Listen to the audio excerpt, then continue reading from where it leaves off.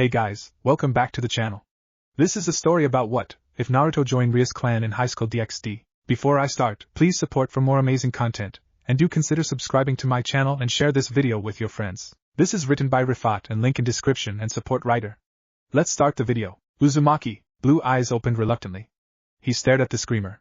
Shido was his name, the man hated him. Another one among the many who shared the sentiment. Sorry sensei, he said.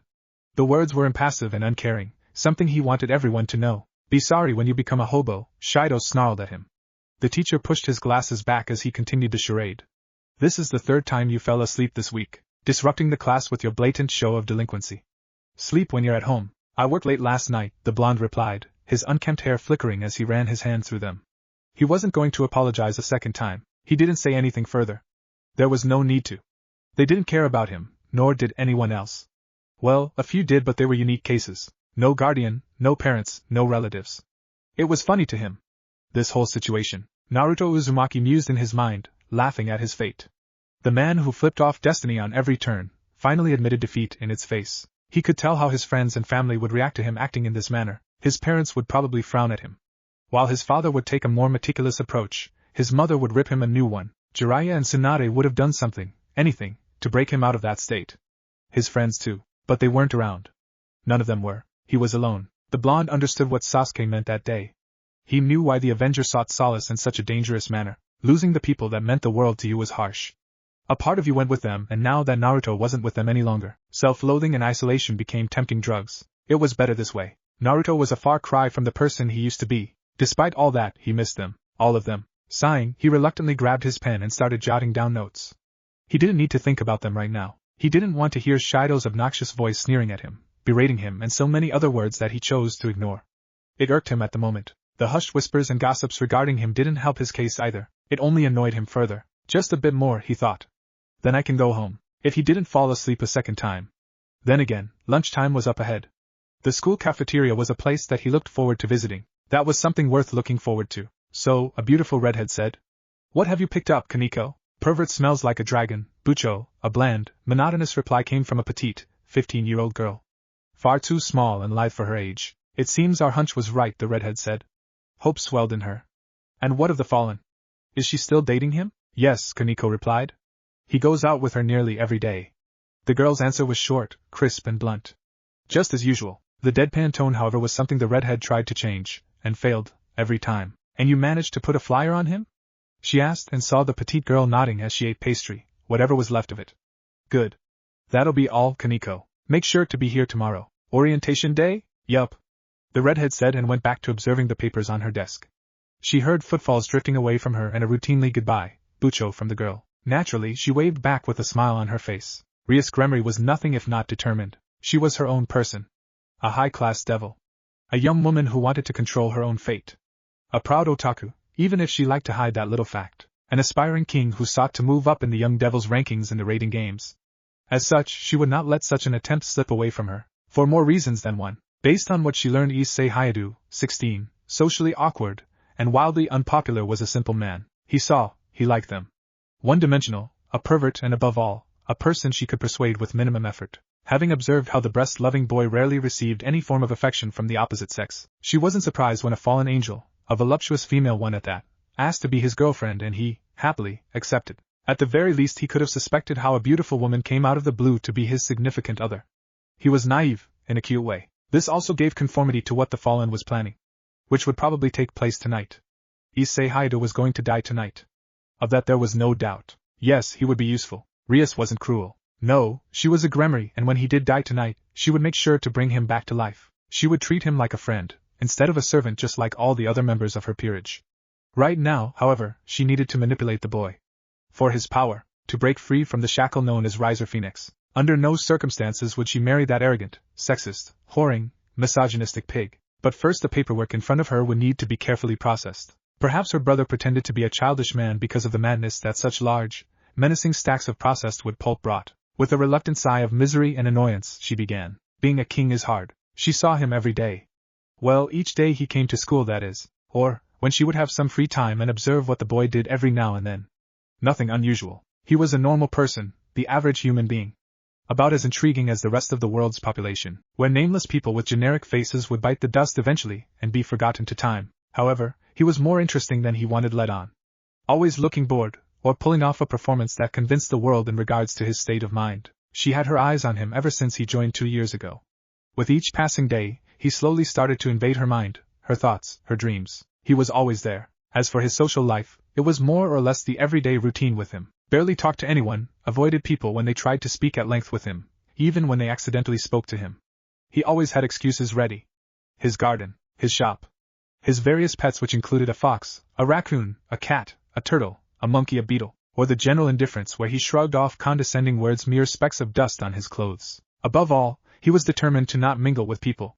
To stay away from them. The bell rang and the daily drama took place. Actors played their roles like clockwork. Teachers reminding students of how important lessons were and leaving with scowls at their disregard. The students cheerily getting up from their seats, smiling and loquaciously moving out of the room. All of them. Except him. He was asleep again. She had to wake him up. She was class representative after all, and she wanted to be the first thing he saw when he woke up. Slowly leaving her desk, she walked with a normal if not regal pace. The black-haired girl was glad there were no worshippers around at the moment. While she enjoyed the adulation and the praises to a certain extent, everyone had their limits. After a while, their words began to mean less and less from the first year too. Nothing mildly interested her, except her friend's freedom, which she was still striving for, until he appeared in her life. Naruto Uzumaki. The delinquent, as everyone saw him. The hobo, as Shido called him. The future dropout, as the students labeled him. But to her was so much more. Uzumaki-san, she chirped. Her voice honey. Her smile, a gift for men. Class ended? You don't want to be left behind now, do you? She reached out her hand to wake him, gently, but stopped when she heard the reluctant groan. He got up drearily like a zombie from his grave. The blonde rubbed his forehead and stretched his neck. A yawn escaped his lips as he leaned back into the chair. Finally, she saw it. She saw them, those lifeless blue eyes, dark and dull and empty. The pain hidden so carefully beneath those darkened pupils. It made her shiver. It made her tingle. But most of all, it made her worried. For him. I see, she heard him say. A voice she knew was filled with apathy. He didn't even look at her as he stood up. Thanks, I guess. She wasn't surprised. He was always like that to her. It was only since the last 4 months she had to decrease her animated talks with him. She was perhaps one of the few who ever spoke with him length, and even after 2 years she knew so little about him. Orphaned. Raised alone. Somehow getting a scholarship, a lucky pick she assumed. Attractive, if he didn't have that look on his face, and always alone in that small bubble he made around himself. It didn't sit well with her. Loneliness was something she knew, and the consequences that came with it. Uzumaki-san, she said, putting on her best smile. A full-blooded man would melt at the sight. But him? He was still finding the hallway more interesting as she faced his back. Still, she wasn't one to give up easily. Would you like to get lunch together sometime? No, he said immediately. She expected a slower response. Are you sure? The black-haired beauty was still hopeful. Yes. It seemed he was still stubborn as ever. Really sure? He walked away, not even bothering to spare her a glance. Akino Himejima made a silent promise to herself. To not, even slightly, ignore him like that again. Things would undoubtedly change after tonight, for the better, she liked to think. Then she could begin her friendship anew with him. With Naruto Uzumaki, the world hated him. If not, at the very least, it had some sort of grind against him. It had to. Here he was sitting in the park, leaning against a tree and enjoying a good sandwich under the starry sky. Nature was at its finest. The pale moon glowed dimly and he finished his semi-dinner. He went on to smoke and enjoyed the slow, burning sensation of the tobacco. Despite what people said about cigarettes, it did serve its purpose. A momentary distraction that Naruto became accustomed to. Mentally, the blonde made plans to have some ice cream tonight. Ko Town did have its fair share of perks along with its oddities. Yet trouble tore through the lands, searched under every rock and shook every branch until it found him. Naruto knew this world, peaceful and ordinary as it seemed, was anything but that.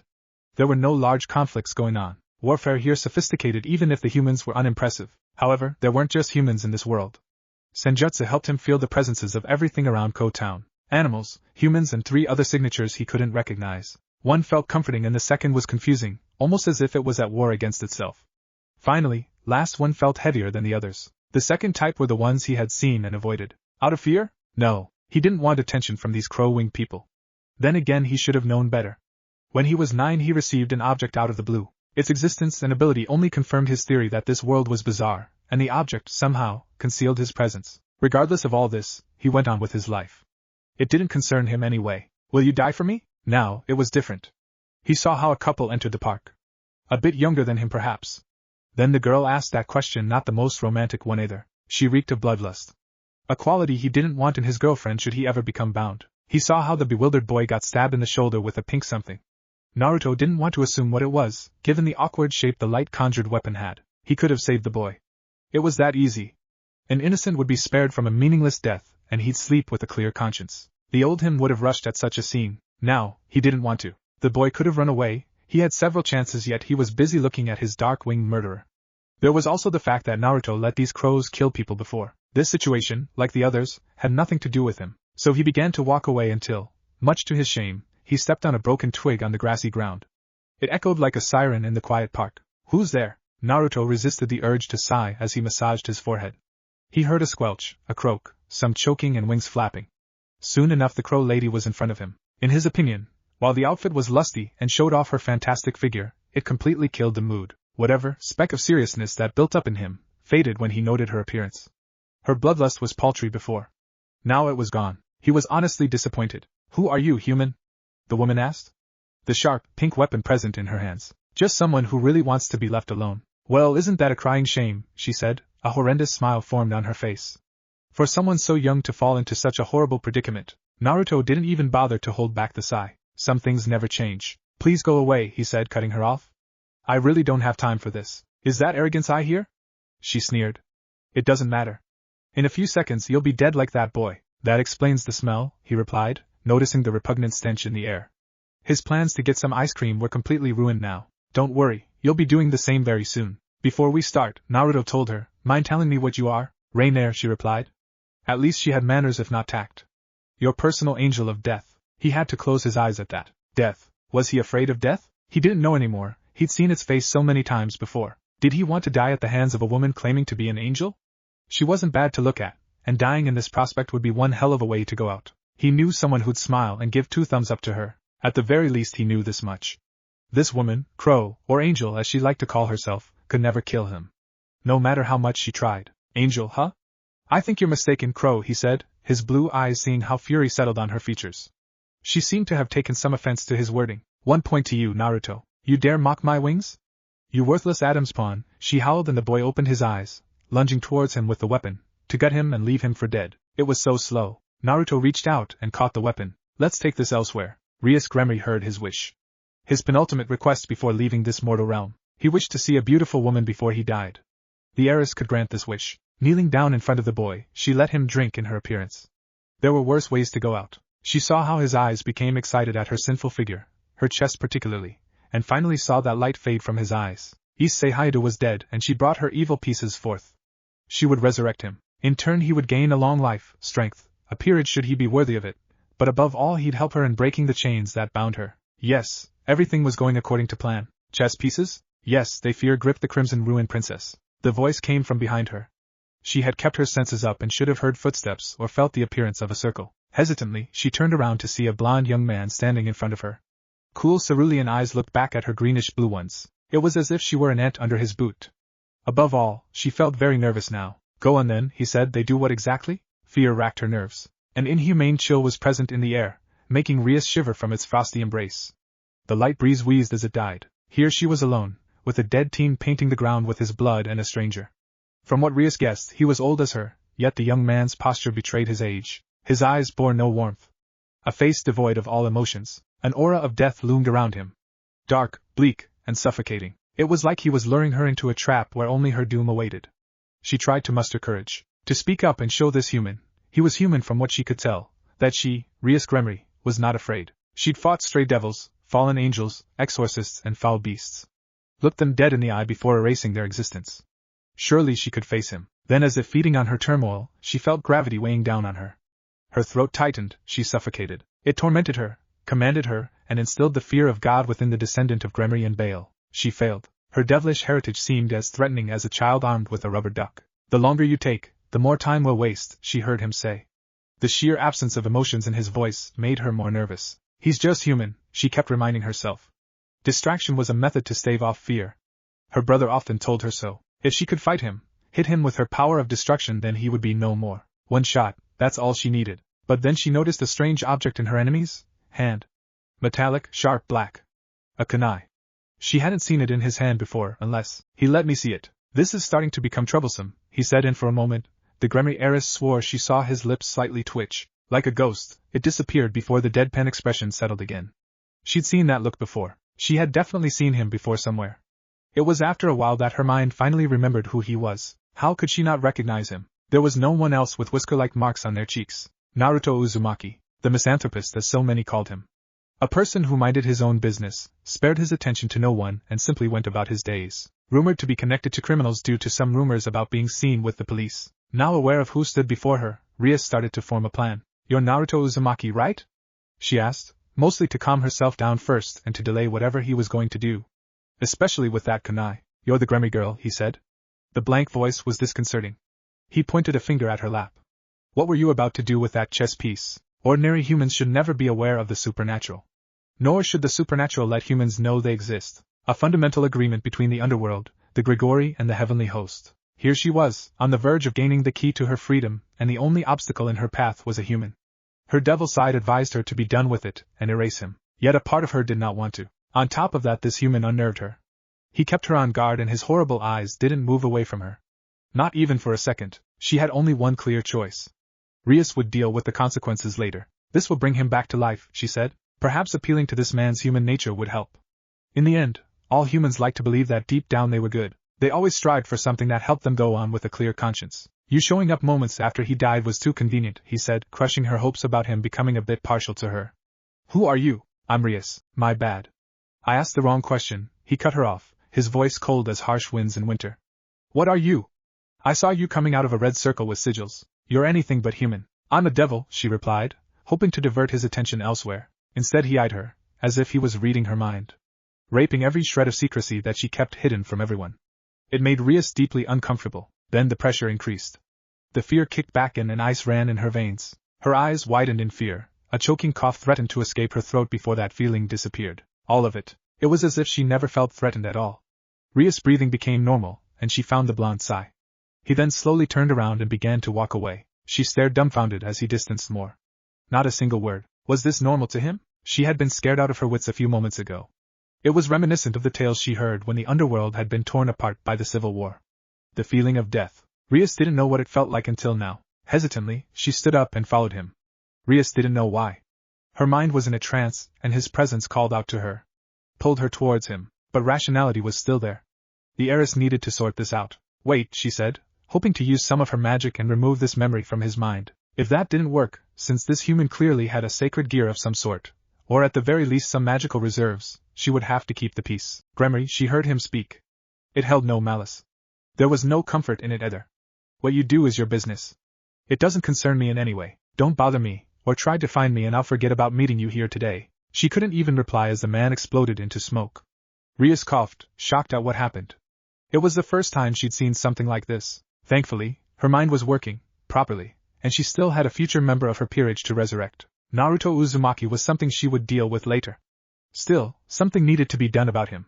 He knew too much and, wait, her eyes darted around.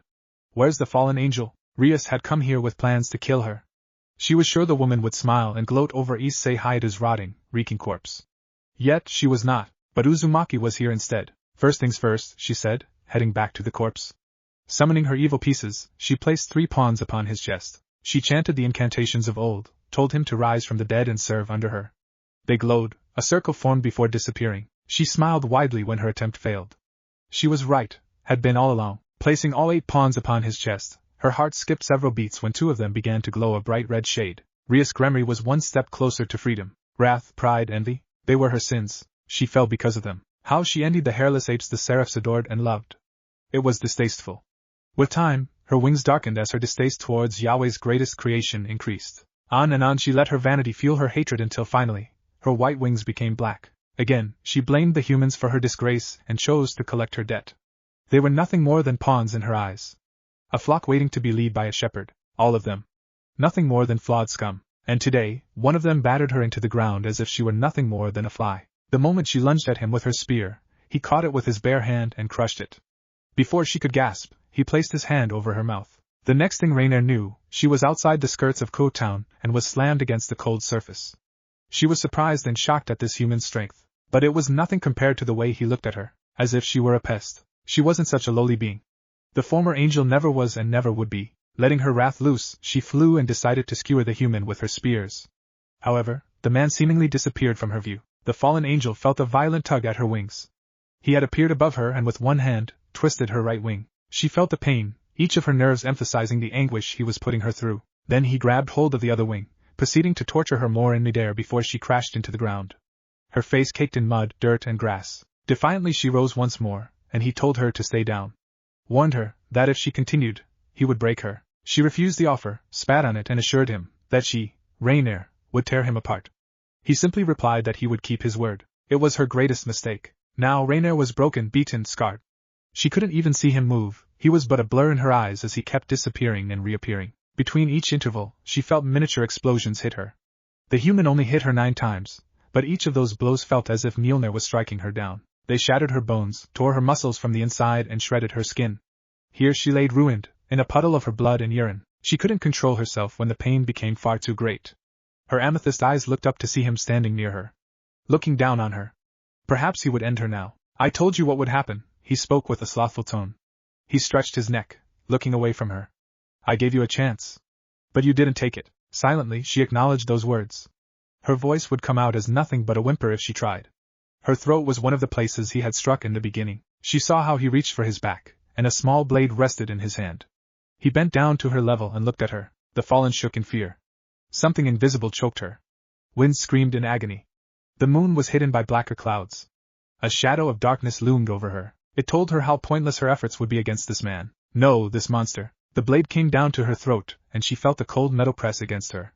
It cut through her skin and some blood began to leak out. The damned feeling that was putting her into an abyss was not going away. Rainier looked at his eyes and prayed to Yahweh, to Michael, to the Holy Spirit. She saw her own death in those eyes. I should kill you, the blonde said.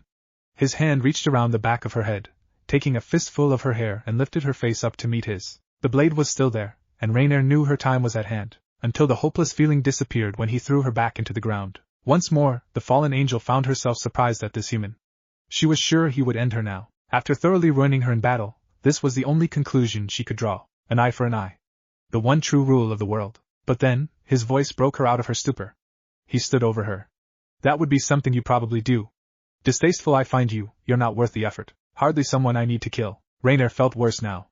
To be called worthless, it was her greatest fear. It was why she joined Kokobil's troop in the first place. To prove she wasn't just another foot soldier in the Grigori. The rogue cadre had promised her power, and she took his hand without a second thought. However, there's something I want to tell you, Crow, he said, not even bothering to look at her. His gaze was fixed upon the night sky, a wistful look on his face. Don't cross my path again. I don't feel like killing anyone.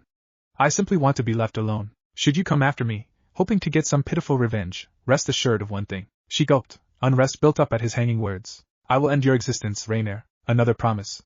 One that he would carry out. Her wrath quivered under his cold eyes. Her pride was crushed by his bare hands, her envy humbled by his words. Do you understand? He asked. Rainier nodded lightly as she lay there. He disappeared as the winds picked up, and for the first time in a century, maybe more, Rainier began to cry. Silently, she sobbed at her state. Her pain.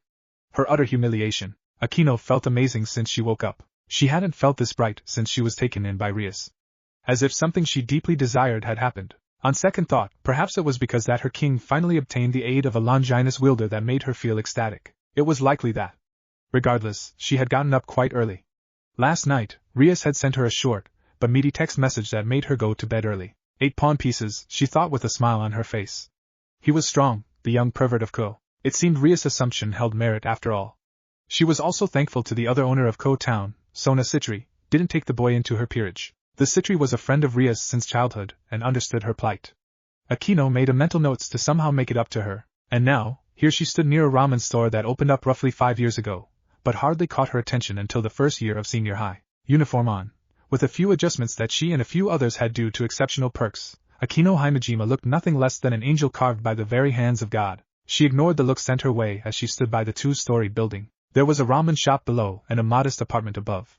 A stairway outside led up to it. While not overly large or famous throughout the country of Japan, Ichiraku's had a rustic feel to it. Homely, if she was to put it. A certain warmth that the small food store represented and a place she visited quite often. Mostly since last year, though she couldn't say the same thing for the last 4 months. Her occupation as Rias Queen required her to go to the underworld for reports, requests and missions the peerage got. Stray devils were turning up more nowadays, an exam needed to be taken after young devils received their evil pieces. Then, one of the 3 members of Koa's pervert trio showed signs of having a sacred gear came up. A powerful one no less. It was a mess really. The whole damned affair all because one lust-driven devil couldn't simply cancel a contracted marriage. Akino's musings were swatted away as she heard the sound of a door closing. Footfalls echoed in the small area as a young man walked down the staircase. Soon enough, Naruto Uzumaki stood in front of her. His hair had grown larger. Now it was past his shoulders. Not that he looked bad with long spiky locks, but the look didn't help his reputation one bit. Delinquent, misanthropist, foreigner, creep and so many other things they called him. He ignored all of that, again amusing her. Not all humans, teenagers no less, could simply shrug off the comments, the slants and the misgivings people said about him in earshot. Yet, surprisingly, he never failed his exams. A minimal effort was all he gave, but he got through, always hanging by the skin off his teeth and openly defying their opinions of him. Perhaps he was an unorthodox genius. Those sort of people had their own unique flaws in addition to their quirks. Good morning, Uzumaki-san, Akino said, smiling and looking at him daintily. He stared back intently, completely focused on her. She felt a bit flustered. This was maybe the longest the blonde looked at her. Akino couldn't help but get lost in the deep, twisted blue of his eyes. She almost shook at the sight of it. Her sadistic side whispered her to take him. But that's not all that made her become infatuated with him. Naruto Uzumaki, human though he was, made her feel something she couldn't quite place. After what seemed like an eternity to the black-haired queen, he finally spoke.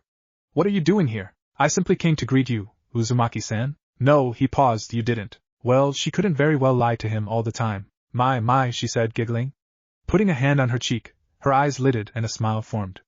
Akino tilted her head as she continued. You seem to have caught on to my intentions, Uzumaki-san. He said nothing, and Akino knew he was waiting for an answer. Since last year, she understood some of his quirks. This silence he let out now meant he was waiting for an honest answer. Shido-sensei hated him for this. Then again, Shido hated Naruto Uzumaki for reasons nobody knew.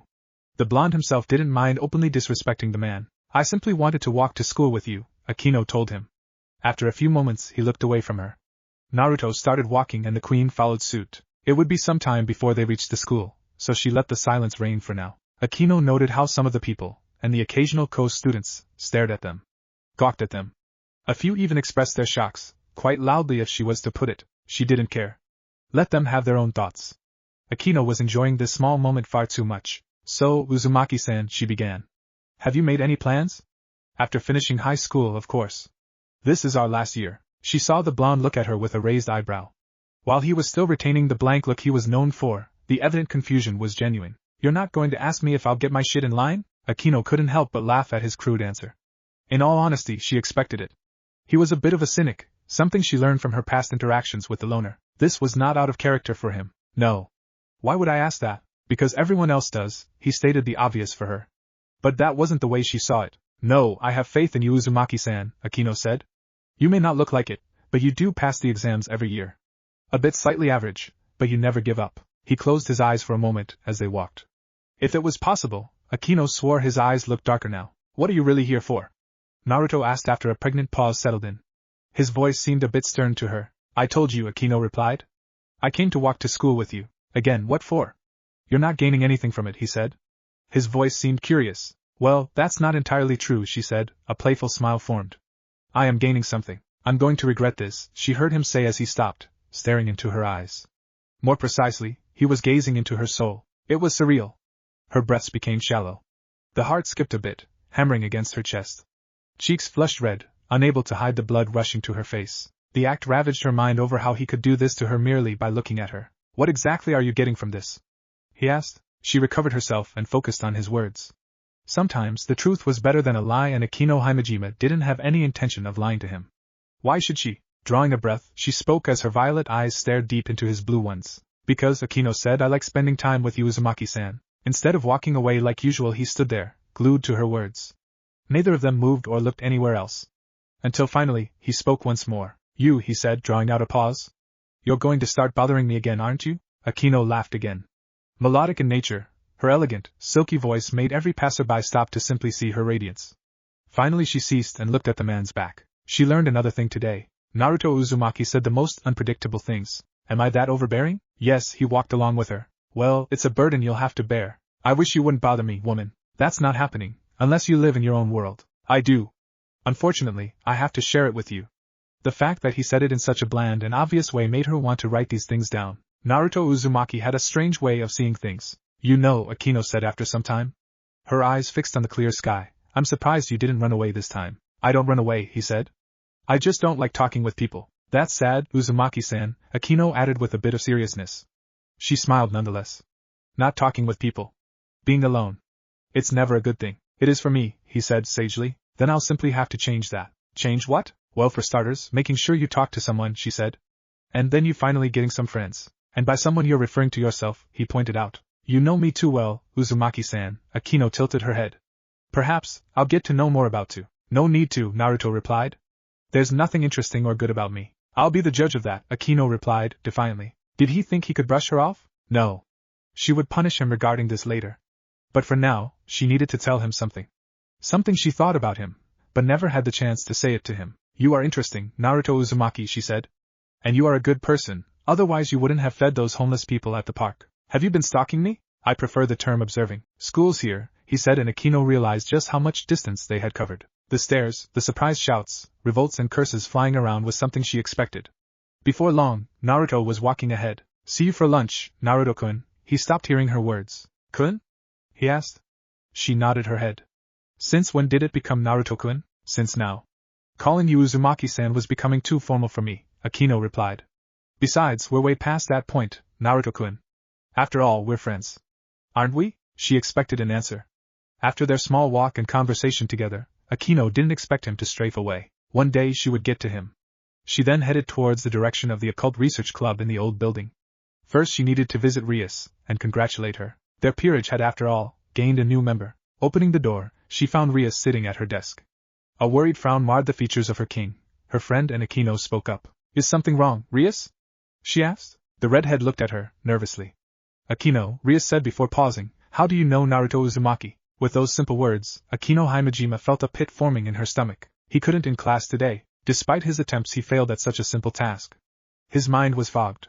Obscured with thoughts he couldn't shove away. Last night, he fought an angel, saw the Gremry girl claiming to be a devil, recognizing the heavy signature he sensed, and stated she would bring the dead boy back to life. Which she did, as he saw the boy running around in the building today. The brown-haired teen looked healthy as a horse. In fact, Naruto could feel his energy. It was similar to the redhead's, but there was something else, something he couldn't quite place. That wasn't a major concern. He died, he came back, and it was, frankly speaking, not worth a damn. Everybody won, as long as they would leave him alone. The only thing bothering his mind was a girl, Akino Himejima.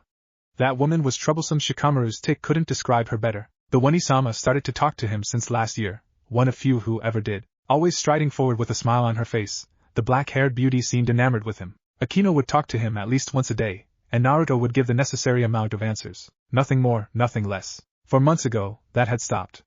Naruto was internally grateful to God, or whoever was up there, for this divine intervention. Despite staying alone, old habits were never easy to kill. No matter how much time passed, he was still himself. Naruto Uzumaki, the man determined not to make the same mistakes he made before. Then came Akino Himejima, clobbering him with conversations. This morning, when she appeared, waiting near his house, he became surprised. Though he didn't show it, his sensei, the copy ninja, would have been proud. Her presence was similar to the Gremry girl. It was also similar to Rainer's, and, lastly, it felt human too. Before today morning, he noticed there was something unique about Akino, but never took note to sense her life force. She always did seem a bit perfect to him, far too beautiful to be human. Last night's events made him raise his guard a little. So, he kept his sensory perception activated. The night went peacefully, but this morning someone was outside his house, just waiting there, hoping to face an enemy. Shock hit him when Akino of all people turned out to be that person. Just like with everyone else, he kept her at arm's length and looked for lies, deception, false notions under her words. He found none. The woman meant him no harm. However, it wasn't the fact that she was a devil, or a fallen angel that bothered him. No, it was the fact that she cared about him. When he was reborn, the first thing he was a door. The door of an orphanage. He was a baby then. Naked as the day he was born. It wasn't easy, growing up all over again. A few perks included no large populace hating his existence. He grew normally as he could. However, he was still truly alone, and over the years, the blonde came to enjoy the isolation. So when a girl, a beautiful one no less, was interested in him, and went out of her way to meet with him, talk to him and tell him he was a good person, it got to him. By God, it did. Much more than he thought he would. She stalked him from time to time too. His profession gave him away. Years ago, He opened up a ramen shop, mostly as a means to earn after certain events took place. One day, a large group of policemen entered his shop to eat. After learning of his orphan status, they forced him to go to Ko Academy. They even made a petition to see that he would receive a scholarship should he pass. If he didn't, he'd be placed in a system where someone would look after him. Naruto didn't want that. So he took the exam, cheated in it as well, and studied here free of cost. He would finish high school and then do something with his life. The policeman's genuine act of kindness and large tips were the only reasons he let them go. After that, everything was still going well. Then, Akino barged into his life. Naruto thought he finally won when she left him alone for the last 4 months. It was just a delay, and now, he sat with a dilemma. Lunchtime had come and gone before he found himself in the last class of the day. Naruto knew why he found today a bit more bearable than usual. Akino Himejima, the damned woman. She called him a friend. He didn't want to be friends, with anyone for that matter. That feeling of being close to other people, where a sense of conformity and caring about other people settled in. Where he would stake his own life for the sake of others. How he would worry about them later. No, it was better to not have them at all. After all, it was a proven theory. People close to Naruto Uzumaki died all the time. It was his curse. He didn't want the lives of more people on his conscience. Naruto couldn't believe himself at the moment. To be slightly affected by simple act of kindness from her, who just wanted to be friends with him. No, he said in his mind. I don't need anyone. I've done it before. I can do it again. He had his own demons. They were his to bear. Letting people get in his life would only complicate things. Naruto Uzumaki and Akino Himejima. Please report to the student council room. The voice blared throughout the school's comm system and everyone in their classroom stared at him. Mostly at him, as his name was mentioned alongside one of the school's idols. Groaning, he got up and didn't bother waiting for Akino. He had ignored her for the entire day since entering the classroom. Opening the door, he walked forward, and much to his inner ire, Akino had caught up with him. She was faster than he gave her credit for. Akino's face didn't have that smile anymore. The one he saw this morning and countless of other times. She looked better with it. Do you know why they called me? He asked. She didn't reply. Are all of you going to kill me? Again, silence was the only answer he received. Soon enough, he was standing outside the student council room with Akino. He placed his hand on the knob, getting ready to twist it and enter the room. It was then his black-haired classmate spoke up. I won't let anything happen to you. A few simple words. That's all it was. He closed his eyes, shutting them tightly. Stubborn woman. You don't need to concern yourself, he told her. He meant those words for himself as well. The blonde was getting soft. You don't know me that well. Leave it at just that. I want to know you, Naruto-kun. Naruto Uzumaki once craved for such words. For such interest. It was a drive that shaped him into becoming the person he was known for. Now he hated and despised it. To have someone comfort you, to have someone reassure you that they would be there for him, it made him feel afraid. What do you mean, Rias? Exactly what I said. He's dangerous. The Gremry heiress clenched her fists. Simply thinking about the blonde unnerved her. Stay away from him. After the meeting with Sona, we'll decide what to do about him. Excuse me? Akino gawked at her, and the red-haired teen was taken aback. She had known Akino for the last 8 years of her life. Ever since she found the raven-haired girl all by herself, running away from the Himejima clan for her life, her queen and best friend, became a lifeline for her. No, Akino was more precious to her than that. Rias didn't have a sister, but Akino easily took that role. She was damaged from a young age and kept up a teasing personality to hide her pain. Over time, Akino did become a tease in general and some of her scars healed. But this was the first time that Ria's friend had snapped at her. This only piqued her interests and worries further. Naruto Uzumaki was no one. He was a bloody nobody, but in a single interaction proved how dangerous he was. The Gremry heiress couldn't forget his aura. Yet, this man had somehow caught Akino's attention. How? When? Why? These thoughts invaded her mind.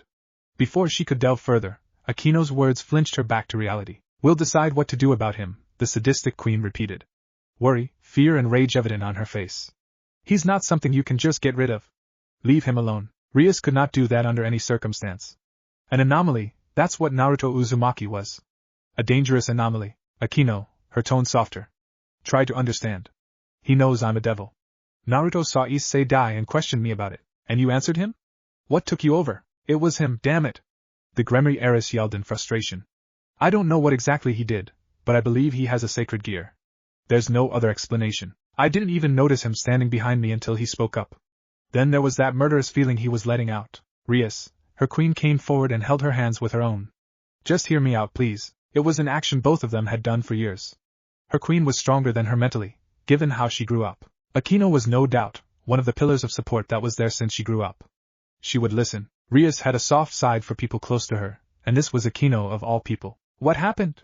The raven-haired girl asked. Both of them sat on the couch as the Gremry heiress let out a sigh. She began her tale anew, more calmly this time. She told her queen everything that happened, from her waiting for Issei to die, her first attempt to resurrect him, and meeting the blonde. Rias spared no detail and saw Akino become confused at last night's events. She noticed how a conflict danced in Akino's eyes. The genuine amount of frustration that the reborn devil was going through. It didn't make the crimson-haired ruined princess feel better though, it only made her feel worse. To think her friend was somehow involved with Naruto Uzumaki. Does he know about me? Akino asked after sitting in silence. I didn't tell him anything else other than the fact that I'm a devil and I was going to resurrect Issei, Rias said. He barely spoke and told me not to bother him, but I can't let someone like him roam around. I'm going to contact my brother and, please don't, the redhead heard. Akino's violet eyes that always twinkled with excitement, allure and a shining gleam were gone. Instead they seemed like dark amethysts slowly being drowned. Akino, she said. Just what is he to you? How do you even know him? I know him since our first year at high school, Akino regaled. At first I thought he just didn't like people.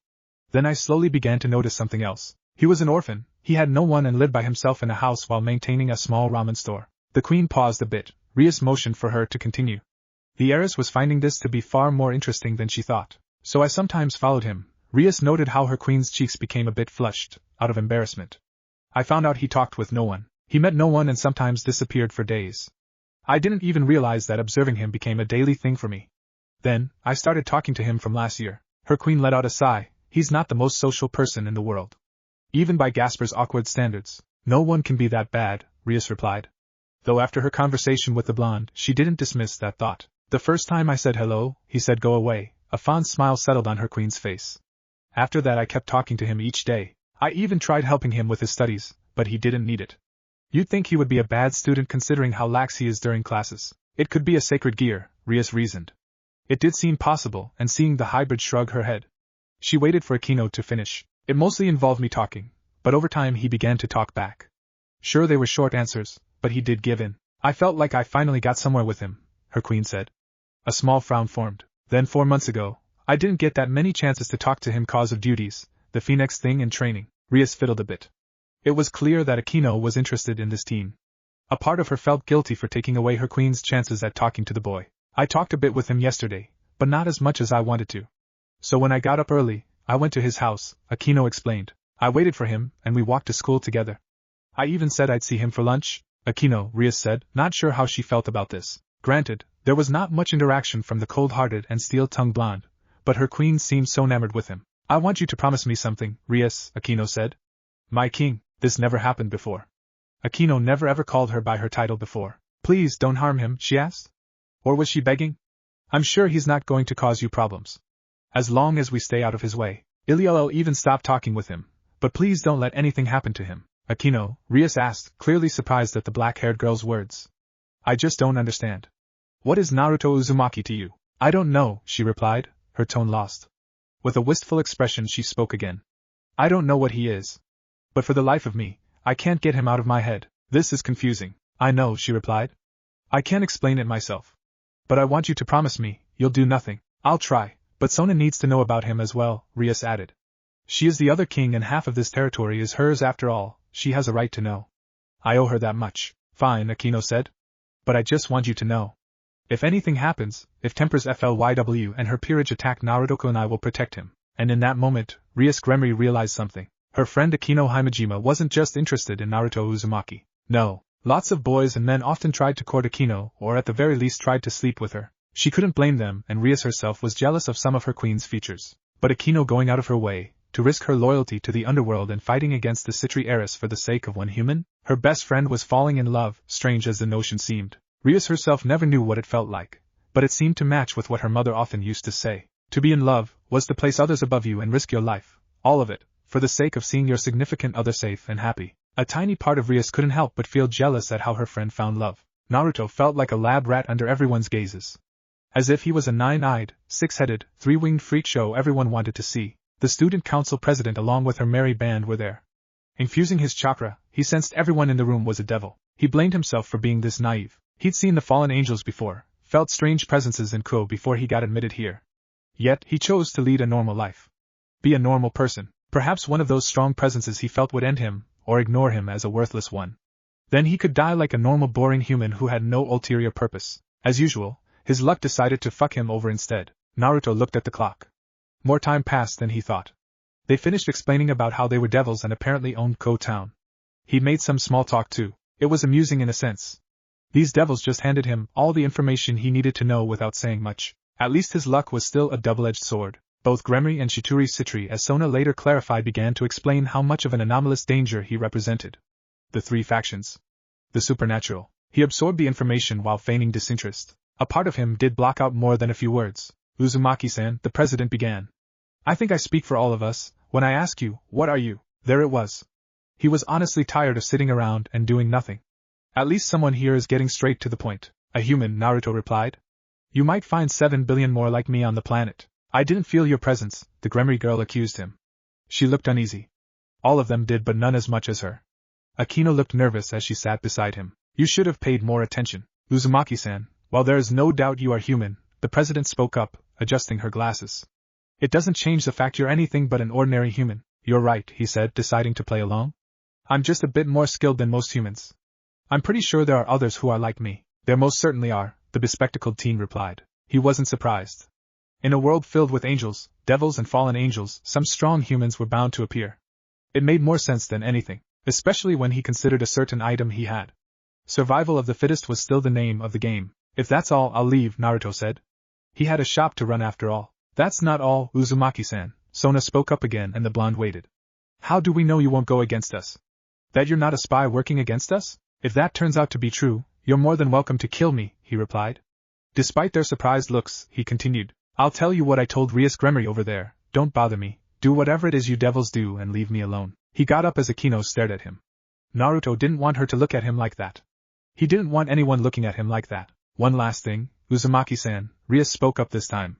What exactly are you capable of? Would you rephrase that? I meant your abilities, your powers so to speak, she asked. Power.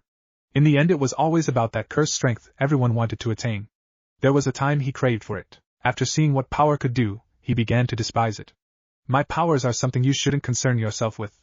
I'm nothing too special. A word of advice, Uzumaki-san, Sona said, power comes at a price. No matter how uninvolved you want to remain, something will always catch up to you. It wasn't a threat, he could understand what she meant. A simple warning to be careful, and he was now, much to his dismay, a part of this biblical supernatural hillbilly world. That idea of leaving Ko didn't hold so much merit anymore. It was like a shackle now. A prison built to confine him here, and if he did disappear, someone would no doubt come searching for him. Do you wield a sacred gear, Uzumaki-san? Sona asked, continuing her questions. Does it matter? He replied. He was sure that he didn't have one. The item he possessed was much more different than what they defined. Fallen angels and other supernatural beings often tend to be attracted to sacred gear users, she explained. A few people in this room wield them. Good for them. But in regards to your question, no. I don't have a gear, he said. Seeing the look of satisfaction on the president's face, and the worry now gone from Ria's face, he took it as a cue to leave. He had talked with enough people today. What happened to the fallen angel? Akino asked him. She left, he replied. After I convinced her to. Did you fight her? Akino asked a bit too loudly, a bit too nervously. No. It wasn't a fight. So, she didn't harm you or threaten you? He was getting tired of all these questions. Especially the ones she was asking. No. That's good, she sighed. He was finally out of that suffocating room. Naruto Uzumaki didn't care what happened to him at this point. He was a selfish bastard now, and he would remain that way. The more people stayed away from him the better. They didn't need to be a part of his life. Akino couldn't get rid of the nagging feeling eating away at her. Today's events endlessly replayed in her mind. After the meeting, the day went as normal as it could. Issei Hayado was officially recruited into the Occult Research Club, after he was attacked by a fallen angel. Again, the filthy creature, Donasek he claimed his name was, seemed enraged as he attempted to attack Issei even with the presence of both her and Rias. It was unsettling really. Usually, they would flee at the sight of them. Getting into a conflict with them would effectively break the status quo. The fedora-wearing man relented after both she and her king flared their power, something he couldn't match. After that, Issei was taken to the ORC room and explained who he was. While the boy was shocked at the fact he was a devil reborn, he did overcome it after learning the perks of being one. Akino had to stifle a laughter after he thought his crotch was his sacred gear, and his dream, of course. In any other circumstances, she would have found these traits to be cute. Something she would mess with him about later. Well, she did note how he couldn't keep his eyes away from her chest. She didn't blame him. It wasn't the first time someone looked at her like that, and maybe there was a chance that she would tease him about it. But now her thoughts were dominantly occupied by someone else. Naruto Uzumaki wasn't a normal human being. Granted, he wasn't normal by human standards, but to have abilities how Rias described it surprised her in every way. Was that why she felt an urge to talk with him? The daughter of Shuri Himejima concluded that wasn't it. Far from it, Naruto being powerful or not had nothing to do with it. This didn't change anything. He was still Naruto Uzumaki to her, a loner, a young man who was absorbed in his own miserable world. Something she now wondered deeply about. Did something happen to him? She did notice how he was quiet after Sona told him how sacred gear users were targeted by many people. He could have lied about him not having one. He could simply be a talented mage like many other humans. It didn't sate her curiosity or worries though. She cared about Naruto Uzumaki. Much more than she thought she did. Something took her over during her talk with Rias, and she even begged her king to not let anything to happen to Naruto. What was he to her? She needed answers. Seeing as how Rias was away and she didn't have anything to do, Akino walked out of Ko Academy after arranging everything in order. One way or another, Akino Himejima would find out what made Naruto Uzumaki who he was and why chose to isolate himself. To bury himself in solitude, Naruto took the roll of bills from his last customer of the day. The man attempted some joyful small talk and Naruto tried to be as courteous as he could. Money didn't grow on trees after all. Unsurprisingly, the man had bought a lot of ramen from him. The portly man had a foolish smile on his face as he ranted on about how his family would enjoy this too. Naruto never thought himself a good cook. Even after those 3 years with Jiraiya. Here, however, getting the right amount of ingredients were easy and he didn't have to glance over his shoulders for impending danger. With practice, time, and shadow clones, Naruto perfected his art of cooking ramen among other skills. It helped his mind. Music aided too, along with a few other hobbies of his. Closing the shop and locking up the gates, he made his way up the stairs and entered his apartment. It wasn't that large. The deal he got back then was a fair one, and was more than content with it. Finishing his own bowl of ramen, his small snack before dinner, and checking his equipment, Naruto mentally prepared to head out. He needed to place some seals outside his house. The blonde was never a master of the art back then. Jiraiya's nagging insistence on him learning it made him reluctantly use some of it. A lesson he was grateful for as it helped him now. Before he could start, his senses picked up someone's presence outside his door. He knew who it was. A whole year she had talked with him. Tried to reach out to him. What did he do in return? Avoided her, ignored her as much as he could, tried to forget that someone cared enough to give a damn about him. Hearing the knock, the blonde contemplated on what to do. He could walk away. Naruto-kun. The concern in her voice was genuine. Why can't you just leave me alone?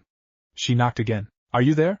I need to talk to you. Go away, the blonde said in his mind. Go bother someone else. Someone who cares about you, please. It was hard to ignore the plea. Just get it over with. Walking forward, he decided to talk to her. He explicitly stated to Sona and Rias to not bother him, but this didn't feel like their machinations. This was just the same girl who bothered her. He opened the door and saw her standing there. Her hair was let down. It was longer than he thought it was. Instead of the usual school dress he saw her in, Akino Himejima stood in front of him in simple red shirt and black pants. Even then, she looked so elegant. He would give her that. What do you want? He asked. I wanted to talk to you, she replied. A small smile rested on her face. Her violet eyes filled with warmth. Did Rias send you? No, she said, squinting a bit. She doesn't know I'm here. I thought I told all of you to leave me alone. His voice was stern. Maybe she would go away if he was rude, just like he usually was, only this time specifically at her. He could be harsh when he wanted to. I refuse. The woman was more stubborn than he gave her credit for. Leave, Naruto said. There's no need for you to concern yourself with me. You don't seem to understand, Naruto-kun, Akino replied. The knowing feeling rose again. Exactly what don't I understand? That I care. She all but yelled. His younger self would feel horrible at how distraught she looked. The current him, not so much. He experienced something more wrenching than this. It haunted him every night, reminding him with flawless details that painted the terrible portrait he hated. What she chose to do was her decision. Still, this was going on in front of his apartment. Naruto really didn't want any more unwanted attention than he was receiving. Why do you care? He asked. His curiosity beckoned him to ask. What did he mean to the woman? What could someone like him possibly be to her? Because, she said defiantly with a fire in her eyes. You're my friend. He didn't say anything. How could he? Because a blonde teen spoke. An honest smile spread across his face. His blue eyes were filled with warmth and care. They gleamed with unshakable faith. You're my friend. Words could kill. Hers had effortlessly butchered his retorts. He never stood a chance. Get in, he said, surprising her, and after a few moments contemplating of what would happen after this. Things simply wouldn't be the same for him. What? Get in, Naruto said, opening the door. I'd much rather talk inside than out here. What changed your mind? Your annoying persistence. Without another word, she strode inside and Naruto sighed. I'm becoming soft. Just another day. Another day of the same old repetitive tune his life danced to. Every note, every step, every crescendo. Wake up. Live. Sleep. Repeat. Until those policemen sorted him into a school, Koh-High lived up to its expectations. Past or present, Naruto Uzumaki still did not appreciate academics despite some of his changes. Over the last 2 years, the blonde learned a great deal about teenagers of this world. They were amusing to watch and observe. Every day was about getting better grades, who was more popular, how one could climb the social ladder and be that someone that stood out from the others. Naruto chuckled a few times at their antics.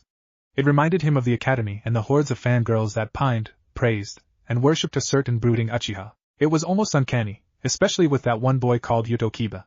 The other blonde had a rabid fanbase that was sometimes disturbing in his eyes. Naruto pitied him a bit. He saw a group of girls chasing after 3 boys. It was interesting. The roof always gave him a hawk's eye over the area. While there wasn't any bizarre activity to his knowledge, he still liked being up here. Here they didn't whisper about him in a hush-hush manner. His appearance with the police gave birth to rumors that were just outlandish. Him, the son of a Yakuza gangster who turned against his father to form his own faction? Naruto had to shake his head at that one. Their opinions reminded him of his past, specifically after his fight with Pain. Hypocrisy was humanity's natural reflex. Every single person reeked of it. Konoha's residents hushed curses, glares and, of course, ignoring his very existence when he was an innocent child was proof of that. The things he did for recognition, he wanted it from all of them. He wanted people to look at him, smile at his childishness, scold him to teach some manners, treat him like they would any other person. Hatred and prejudice instilled a fear in them. When he defeated Pain, he became exalted. The very same people who ignored him, silently cursed him, and wished him ill will sang their songs regarding him. Hypocrisy at its best. Naruto himself was one. He was sure that had he been popular, they would sing about him like one of those flawless role models as the students labeled them. He didn't want that. Besides, lunches tasted better here. A soothing breeze would caress him, and he got a bit of peace and quiet up here.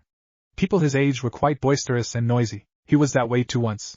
Seeing how the sun was moving, the blonde idly checked his watch. There wasn't much time until classes started again. Sighing, he jumped down from the tank and landed softly. He turned around and headed for the door. The sudden creaking of the roof's metal gate was something he didn't expect. Neither was the person who came through. The first thing he noted about this person was, undoubtedly, her eyes.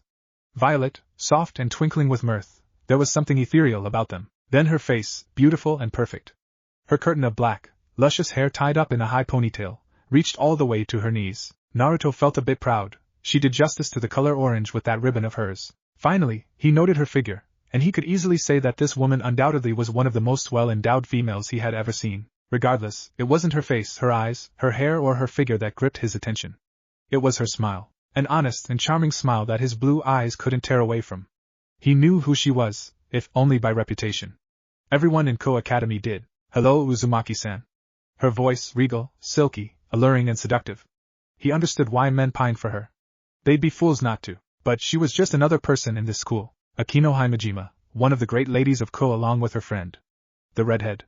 One of the role models he thought about earlier, definitely people he wanted to avoid. They were at the top of the social ladder here, even if they were in the same year as him. If they saw him with the Akino Himejima, he didn't want to imagine the amount of ass-kissers that would line up near him. That said, she was no different from the rest. He would treat her the same as he did to the rest. Go away, his general response to people.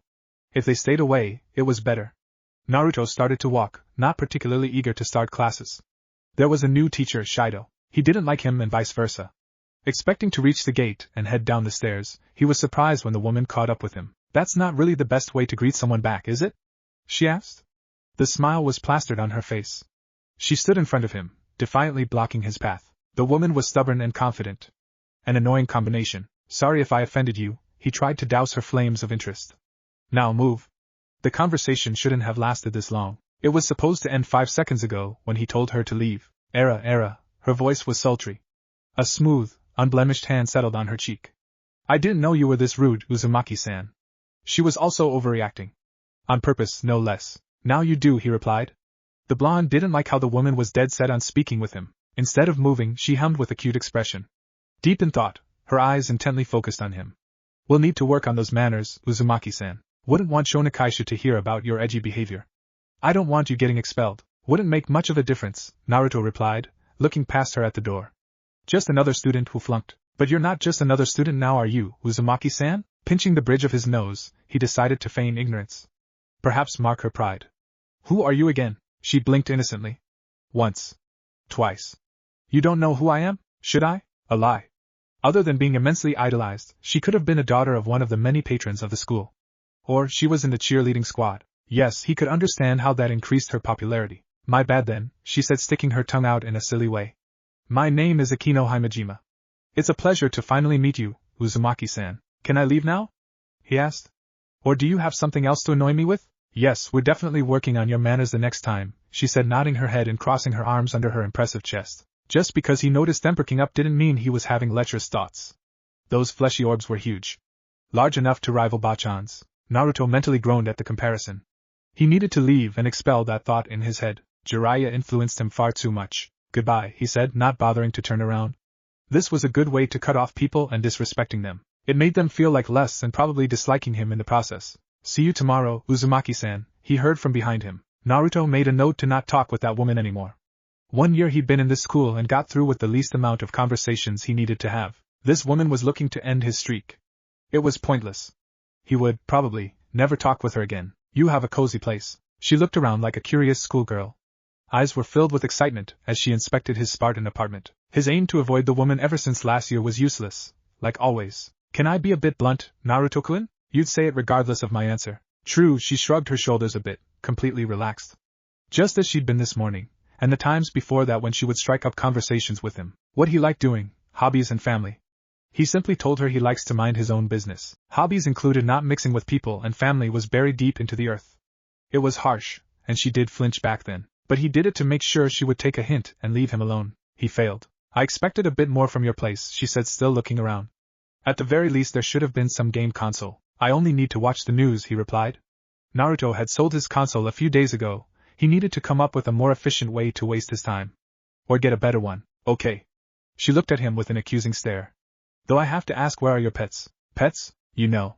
The ones that make you late for school sometimes, she drawled on. Your fox, cat, beetle, slug, pony, raccoon, and didn't you say you had a monkey once? Shikaku. Matatabi. Isabu. Son Goku. Koko. Saiken. Chome. Yuki. Kurama. I let them go, he said, looking down, remembering them all. I thought they were important to you.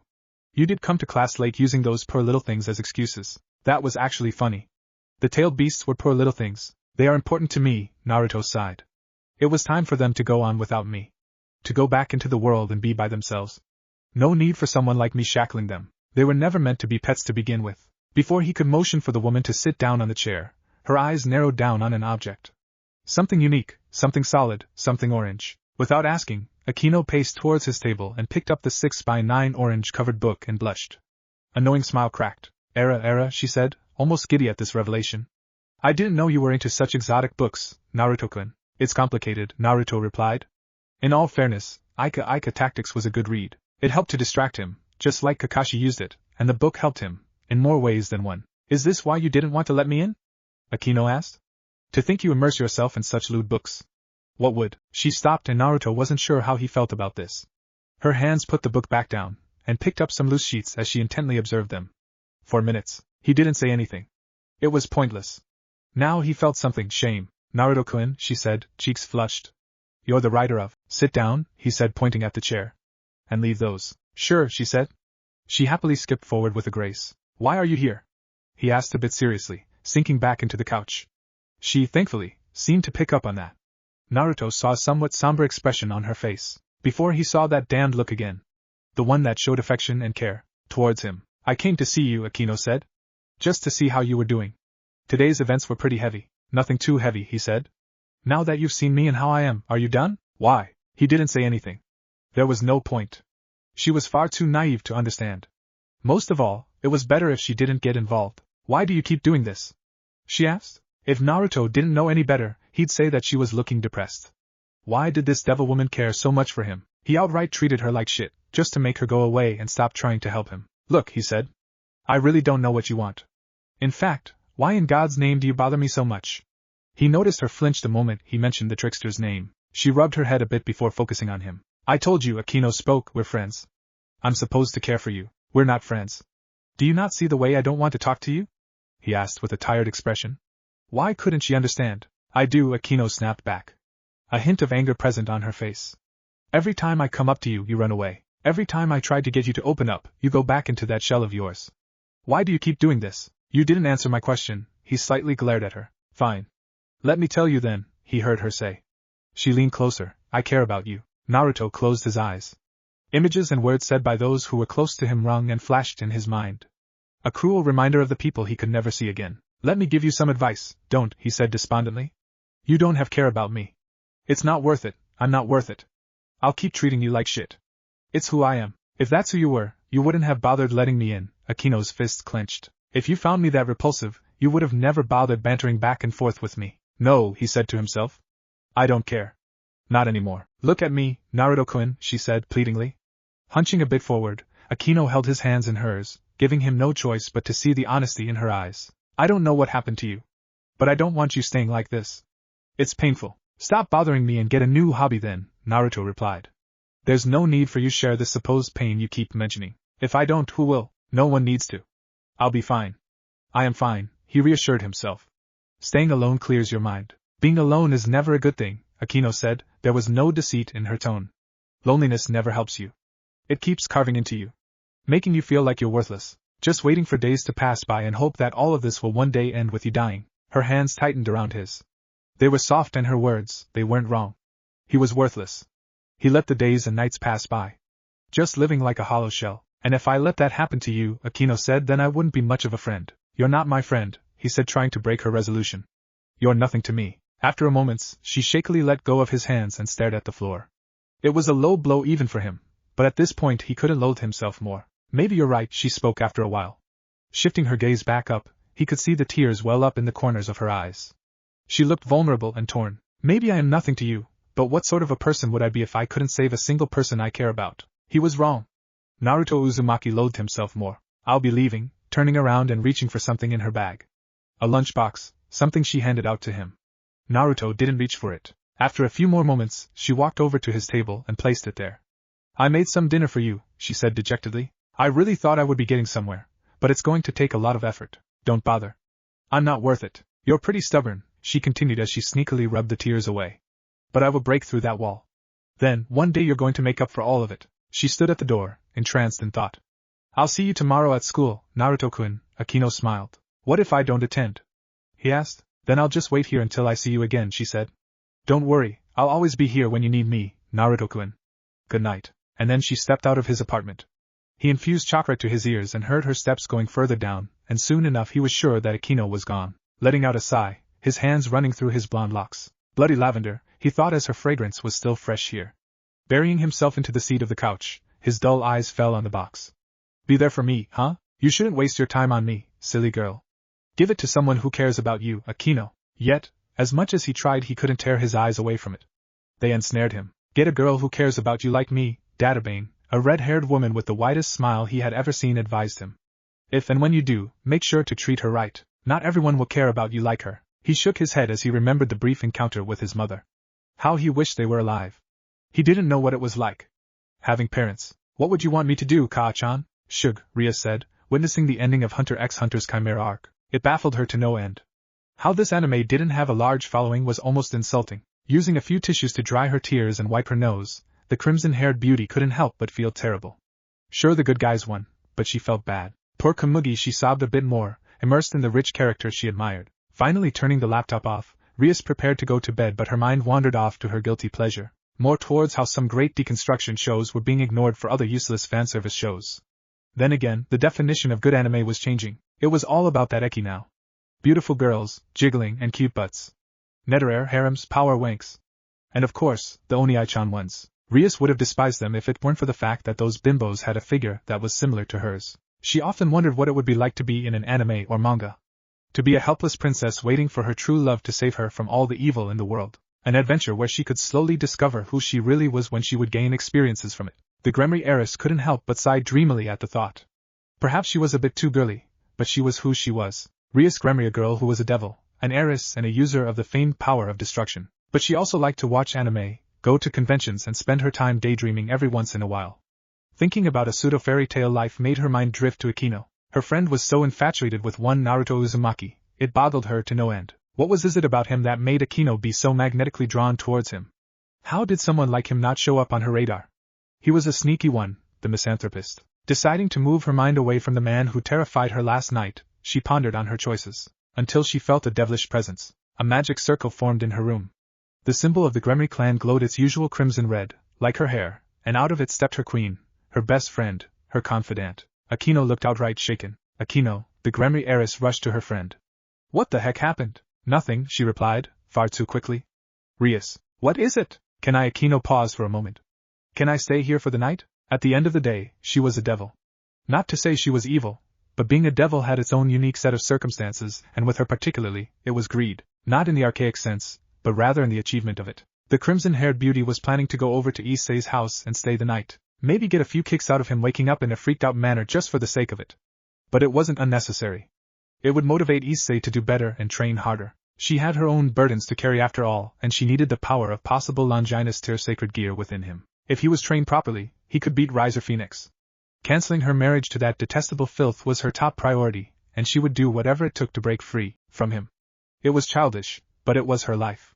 Something no one else had the right to decide. But when it come to her peerage, she would not ignore them. No, she would give them as much time as they needed. They were her friends, her second family. Sure, Rias said, and stripped down to her bare essentials. Akino did the same and joined her best friend. Both of them cuddled up against each other. This was nothing new. They were used to sleeping with each other in the same bed for years now. Rias could tell when her friend was crestfallen. Now was a good example of it. Akino, she said, getting a hum out of her queen.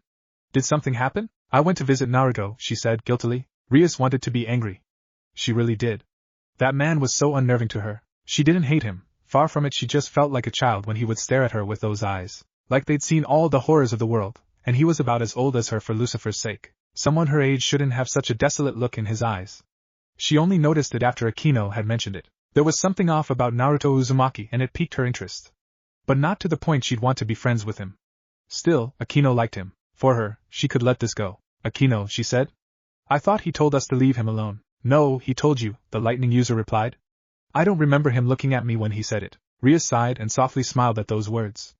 Akino's determination was admirable. The amount of faith she had in believing that she could help Uzumaki was nothing less than astonishing. Her queen was strong, but even Rias could tell something did indeed happen. Okay, Akino, Rias said, now tell me what really happened. I went over to see how he was doing. Said I wanted to talk to him, the black-haired girl relayed. I even made some dinner and took it there. After talking to him, things got a bit heated. Akino, Rias said worriedly. Don't worry, she replied. A sense of reassurance was present in her voice. It wasn't anything that bad. It's just, it hurts me when I see him denying himself. Of what? Of happiness, she said with a sad tone. Her body quivered and Rias wrapped her arms around her. He's so lost in his own darkness. No matter what I do, he keeps pushing me away. He's worse than I was before I met you. Rias couldn't help but wince at those words. Akino's childhood was by no means an easy one. Her mother slaughtered by her fallen angel father's enemies. Akino's own family tried to kill her. The Gremry heiress feared what would happen if she didn't appear that day with her father's bishop. He says he wants to be alone, but I can see it, she said, and Rias finally heard her friend sob after so many years. All because of a human. The pain he's in. I don't want him to be like that. I don't want him to shoulder something like that. Sure, calm down. We'll help him, Akino, Rias said, trying to soothe her queen. If you need help with anything, let me know. I'll try. I know, Rias, she said a bit more calmly. Thank you. There's no need for that, Akino, Rias smiled warmly. That's what friends are for. Yeah, Akino replied. What would I do without you, Rias? Probably torture some poor souls. That was only 57 times and 3 of them asked for it. Go to sleep, Akino, the crimson-haired beauty said. Go bother your boyfriend tomorrow. She's not my boyfriend, Akino said shyly. Satan's lube pitchfork.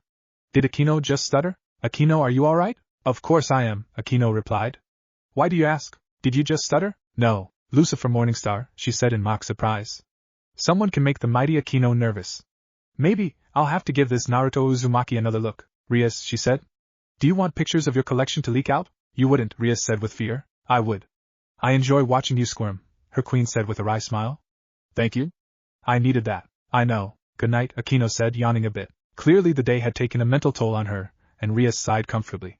She thought about the man Akino was so deeply infatuated with. Dangerous. Alarming. Also, he was sort of easy on the eyes once you got past the whole depressing aura around. Naruto Uzumaki at the moment was interesting. Rias, Akino suddenly spoke. Her train of thoughts derailed. Rias couldn't believe what she was thinking. Yeah? Do you feel sleepy? Not at the moment. You? No. Same. Ice cream? Both of them asked. A giggle was heard from both of them. So strong was the understanding and friendship Rias had with Akino. Akino got up early. Rias fell asleep much later after their sugary massacre last night. A perk of being a devil was how her body was self-aware, she was fit most of the time, and her exercises helped. She was grateful to her king for providing the much-needed soul comfort last night. Naruto's words, they'd almost cut through her. For a moment she did almost believe his words. That she was, indeed, nothing to him. The sadomasochist couldn't even begin to describe the sharp pang she felt when he said those words. A seething pain she had not felt since she was 9, when she lost her mother and her abandoning father had bailed out on her. But in the end, Akino knew how the mind worked too. A lonely mind at that. Naruto Uzumaki washed was she couldn't even begin to term what he was. What was it about him that attracted her to him? Was it his looks? Maybe. He looked amazing with that blonde hair, blue eyes and a physique that emasculated everyone else at their school. Though it wasn't anything too brutish, it was perfect.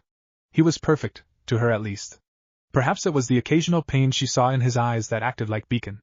Maybe it was because he was different. She didn't know what to think anymore. All she knew was that Naruto Uzumaki somehow, someway, wormed his way into her heart. He had taken a place there, and for all the gifts she had received in life, she just couldn't let someone, alone and writhing in self-loathing, suffer like that. So with a newfound determination she made breakfast for Rias, knowing full well her best friend would be a bit late today. Then she proceeded to make 3 bento. One for her king and best friend she so often liked to tease, one for herself and one for, well, she'd have to do something about it if he didn't show up. Maybe give it to Issei. He was new in the peerage. Perhaps he could enjoy some of her cooking. It was with these thoughts that she found herself walking along the streets of Kuo. She of course had to go check everything at her old shrine house, and it was on the way to school. She stopped over at the bland-looking 2-storied house. Checking her phone, she went to a website and looked it over. It was a site that kept a track of the best-selling books in Japan. The Ika series with 2 books had been on top for the last 3 years. Their author, the mysterious Gama-senin, was an enigma. Nobody knew what he looked like or where he came from, until last night. Not only did she discover that Naruto read the Ika series, she preferred Volume 2, Violence, more, but was probably the author. Given his reaction, he had to be. The paper she read contained very fine details of a man utterly ravaging a woman. Her moans, her shuddering, her pain, her bliss. It was so vivid it made the reincarnated devil blush. Yet another fact that made her believe that Naruto wasn't just a loner wishing to drown in loneliness. He needed help, he just didn't know it. Akino stood near his door and knocked it, something she kept up for some time. Over and over and over again. More than 20 minutes. After she was sure he wouldn't answer, she went back to her path and came upon a most unusual sight. There by the lamppost near the comic book store nearly everyone had to cross, stood Naruto Uzumaki. His arms crossed and a blank expression on his face. His eyes were dull and lifeless as ever. Like 2 lost souls drowning in an endless blue ocean. They called out for help, in her opinion. To save him. She could see it. Her heartbeat quickened when he started walking near her. The blonde stood far too close to her and looked down at her. "You're here," she said. Instead of replying, he simply handed her the lunchbox she left. An empty lunchbox. Akino couldn't stop the smile stretching on her face. "I owe you," he said with no enthusiasm. "Just a lunch and nothing more." "Actually, you don't have to buy me a meal," she said. Opportunities like this didn't come around often. "I have the money." "I said you don't have to buy me a meal at all. I'm not a freeloader." "No, you're not, Naruto-kun," she said with a smile. She felt so giddy. "But there is something else you can do." "I'm going to regret this," he said with a sigh. "What is it?" "I just happened to make lunch for us. Both of us," she said, enjoying the way how he almost groaned. "All you have to do is eat the lunch I made with me." "Annoying woman," he said and turned around to walk away. She stood there as he walked away. A small pit began to form again. No, she wouldn't let him ignore her like that. She was Akino Himejima. A proud woman, a sadistic woman who had her way with what she wanted, and right now she was. "Well? Do you want to be late?" His words tore her focus away. He stood there. Waiting. For her. "Sorry," she said and walked beside him. She beamed up at him, and he almost rolled his eyes at her behavior. Silence stood between them again. Still, it was nice. Being with him. It soothed her. "I wasn't kidding about what I said," he said. "You don't have to concern yourself with me." "I know," she said. "I don't have to." "Booty want to." Akino Himejima meant those words, and just for a moment, the queen of Rias Gremory swore she saw his lips twitch upwards. He hunched over the desk, resting against his arms, a makeshift pillow. The blonde's back rose and fell with each breath. They were like whispers to her. His face looked so content at the moment. The dark expression that marred it was gone.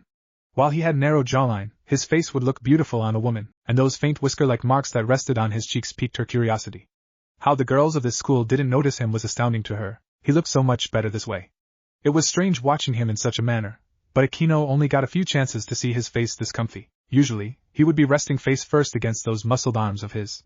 Judging by what she saw last night, he was toned if the t-shirt he wore last night gave any hints. For the second time today, Naruto Uzumaki fell asleep again. In Shido's class, no less, their teacher, a sly crooked man with a slender build and menacing glasses, cursed the blonde with all his hatred. Instead of usually screaming at the blonde misanthropist, the bespectacled, slender man chose to ignore him. According to Shido, those who fell asleep in class could afford to make up for it, and he expressly forbade anyone from helping the blonde in his lessons. Her included. While the man was right, nobody liked him either.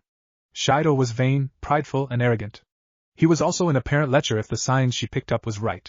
Akino would follow suit as a certain blonde and ignore everything he said. Sadly, her time to watch the blonde lost in the realms of hypnos had to end.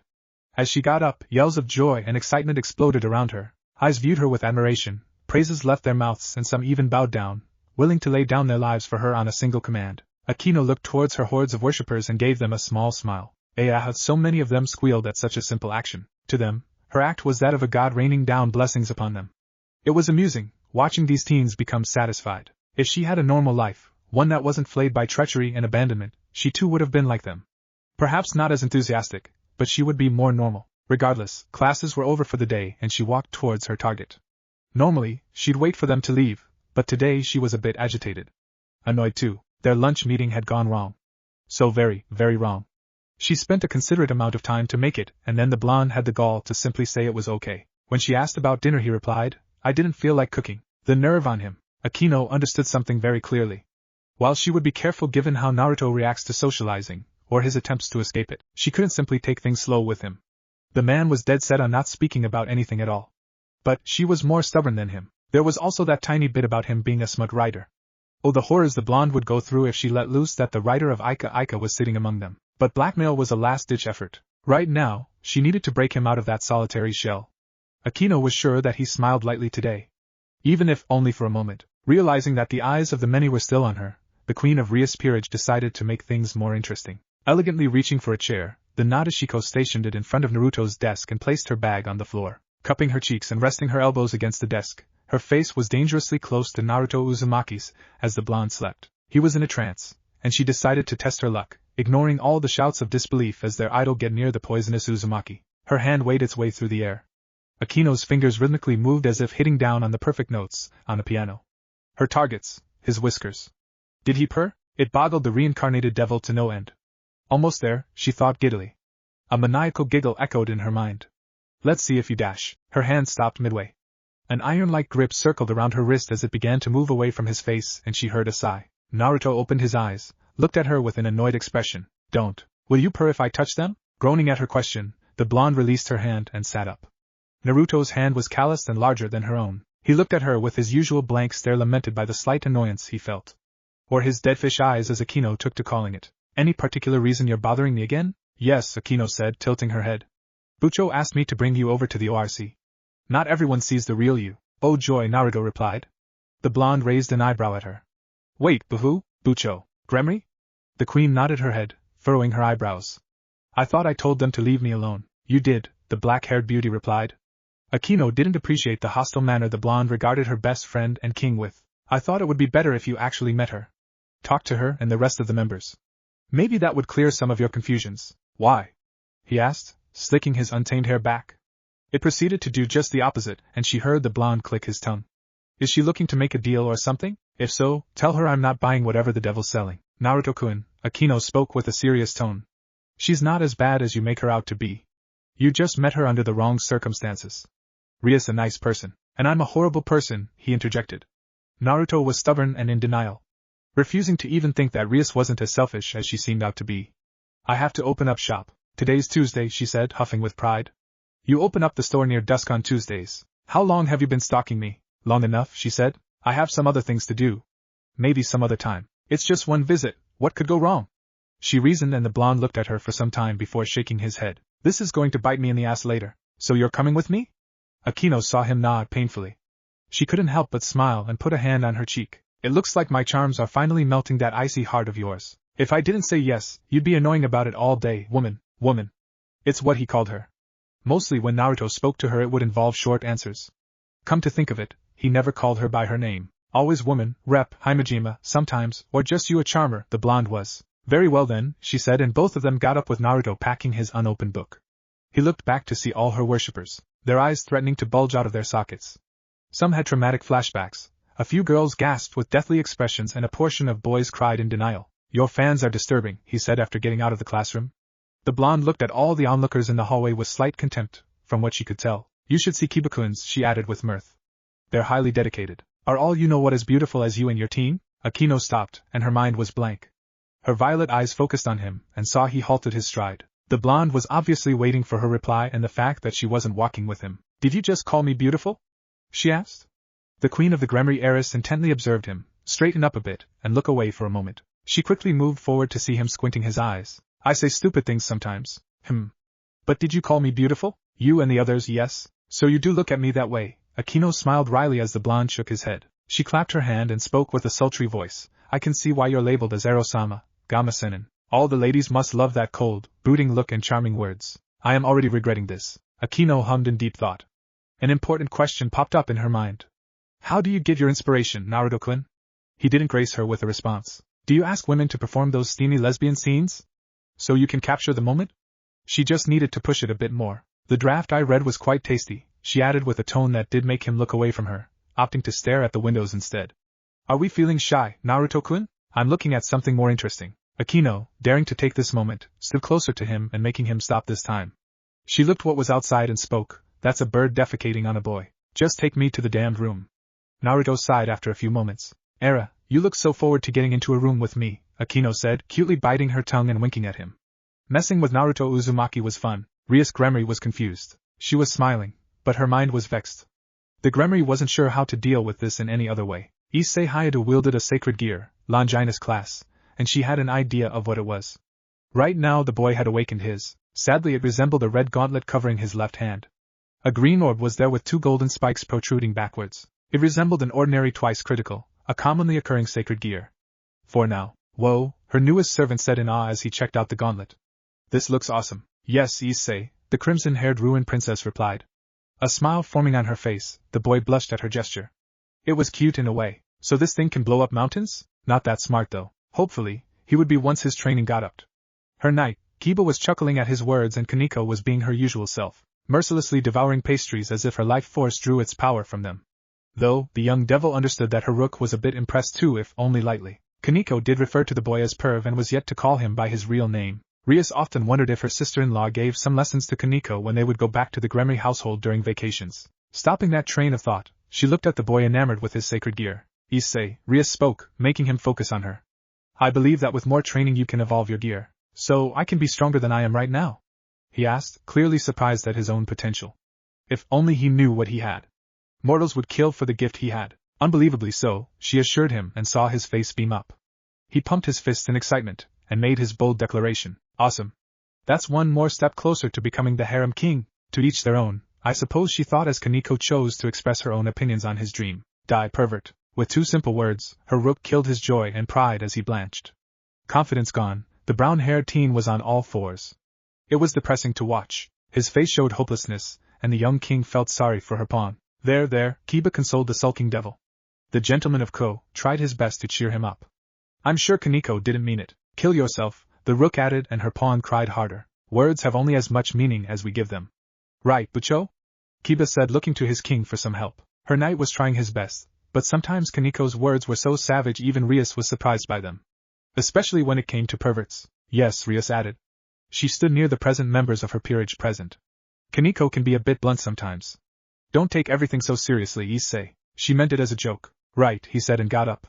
Some of his gusto returning, he spoke with conviction.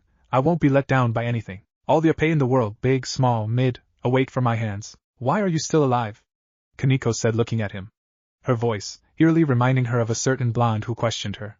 I thought I told you to die, trash. Rias and Kiba flinched at the tone. Issei sulked further.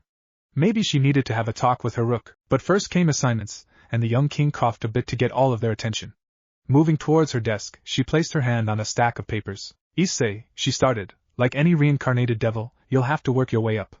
As of now, you're a low-class devil. Work your way through the ranks, get stronger, and earn your promotion to become a mid-class devil. Then eventually if you get the chance to be a high-class devil and get a peerage of your own. But you have to start low. Your first mission will be handing out all these flyers. Okay, hi Bucho. Issei said with vigor. I'll show you that resurrecting me wasn't a waste. Rias had to smile at his dedication, and in regards to her plan, she decided to do something else. Keep that spirit up, Issei. Who knows, I might give you a reward for it. Judging by his red-painted, steaming face, she could tell that her choosing to emulate Akino's charades was successful. Of course she was no Akino, then again no one was. Her queen was one of a kind. Speaking of Akino, she convinced the Gremry heiress to let Naruto Uzumaki visit their club. That evoked all sorts of discussion between the two friends. Rias was very much wary of the blonde and to an extent feared him. She didn't like his presence, something about it reeked danger to her.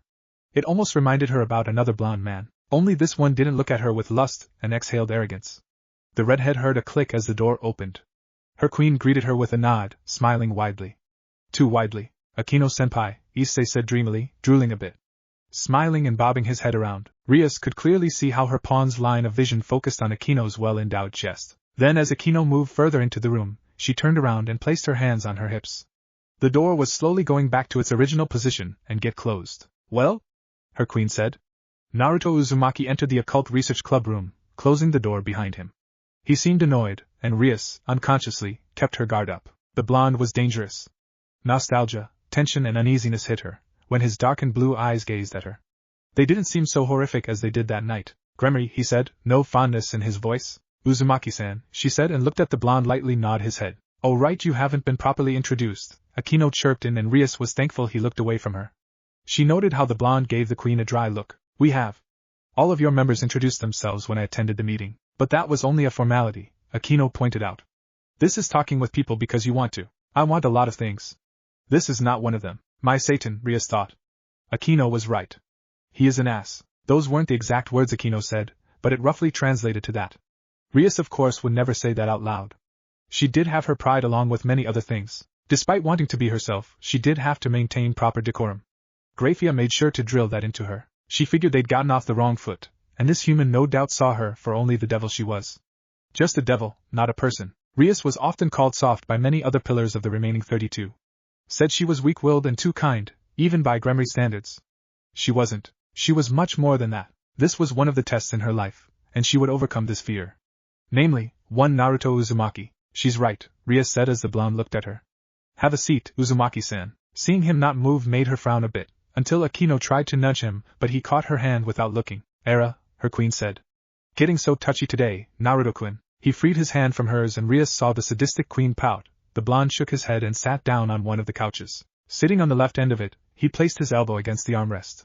His enclosed fist lightly met his cheek as he looked around with a lazy expression. What did you call me for, Gremry? Rias threw a look of betrayal at her queen who looked sheepish. The king sighed and sat on the couch opposite to him. Issei was still not moving and simply gawked at the blonde. All the other peerage members were looking at him too. Akino stood beside her, and the redhead began. First of all, Rias said. I'd like to begin by introducing myself, properly this time. I'm Rias of the Gremry house, which is a part of the Are you yawning? Sorry about that, the blonde said. I already know who you are. Rias Gremry. Redhead, part of the Gremry clan. Your queen is the annoying woman. Kaneko Tujo your rook, Yuto Kiba, the glittering knight. Finally we have the red glove-wearing pawn of yours. Issei Hayadu. Did I get that right? Yes, Rias said as she looked at the blonde. I see you remember everything from the meeting. Not everything, Naruto replied. I didn't pay attention in some parts while. Uzumaki-senpai. The loud shout came from Rias' newest pawn as he pointed his finger at the blonde who raised an eyebrow. The king tensed at her pawn's action as he strode forward. What are you doing here, senpai? Issei asked looking at the blonde with budding interest. Rias didn't remember the teen ever talking to the anomaly before. Do I know you? He replied, bland as Kaneko. Even her Nekasha looked at him curiously. It's me, Issei. Remember when you saved me from those girls chasing me with their kendo? He declared proudly, and Rias became highly intrigued by this. As far as she knew, Naruto Uzumaki never associated with anyone. What? The young king heard the confusion in his voice as he looked at her newest pawn. Could you explain a bit more, Issei-kun? Akino spoke up. Naruto-kun doesn't like to speak much. He's a bit shy about his feelings. Hi, Akino-senpai, the boy chirped. It was about a year ago, me and my friends were observing how the training at the kendo club was going. Then they chased after us. I hid in the janitor room when you were passing by. I heard how you didn't say anything when those girls asked you if I was around. I only know you because I saw you getting gutted in the park. Akino palmed her forehead, and Rias stared with wide eyes at the blonde's way of bringing up Issei's death. She felt a bit guilty about recruiting her pawn in such a manner, but desperate times called for desperate measures. Wait, you were there? Issei asked, shocked. When the crows skewered you? Yes, I was, Naruto replied, not looking at him. But how? I thought you weren't a devil. Normal humans can't see them, that's what Butcho told me. I'm not a devil, the blonde said, as if that station was beneath him. I'm just a human with some quirks. But you didn't save me or help me, Issei said, a bit sad at how the human chose to ignore him. It wasn't my concern, Naruto said. Besides, you could have run away instead of staring at her. Didn't you see her forming those spears? I was looking at her evil epee, the boy replied, and Rias almost laughed at his reply. Kiba chuckled, Akino giggled, and Kaneko frowned. She cracked her knuckles. Rias saw how Naruto's eyes widened and stared at the boy. He finally spoke after apparently absorbing this information. You're one of those hentai fans. Aren't you? No, the boy replied. His lie was clear as day, and Rias saw the blonde shaking his head, very lightly. Then her new pawn became reinvigorated.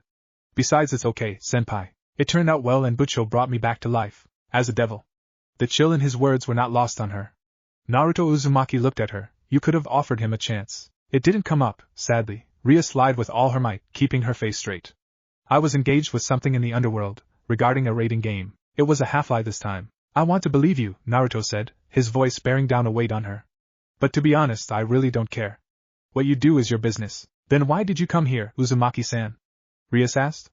Her mind focused on the blonde's intentions. Because of her, Naruto said, looking at her queen, who smiled at the blonde. She would have annoyed me otherwise. You know me too well, Naruto-kun, Akino said. She took the seat beside him. Rias noted how the blonde seemed to move a bit away as the reincarnated devil looked at him with an intense gaze. I think you really are changing because of my ways. You mean your constant urge to disturb me? Don't you like it when I'm around? Naruto-senpai, Akino-senpai together? Issei said with shock in his voice, and Rias could no longer hold that smile back. When? How?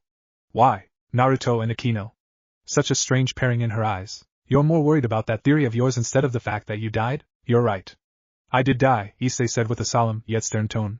But Bucho was kind enough to bring me back. I owe her a debt, and now, I can finally achieve my dream if I work hard enough. Rias had a victorious smirk on her face as she looked at the blonde, who remained unfazed.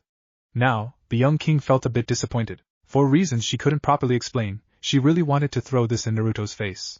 Yet he appeared not to care. This dream of yours, Naruto said, his voice softer than before.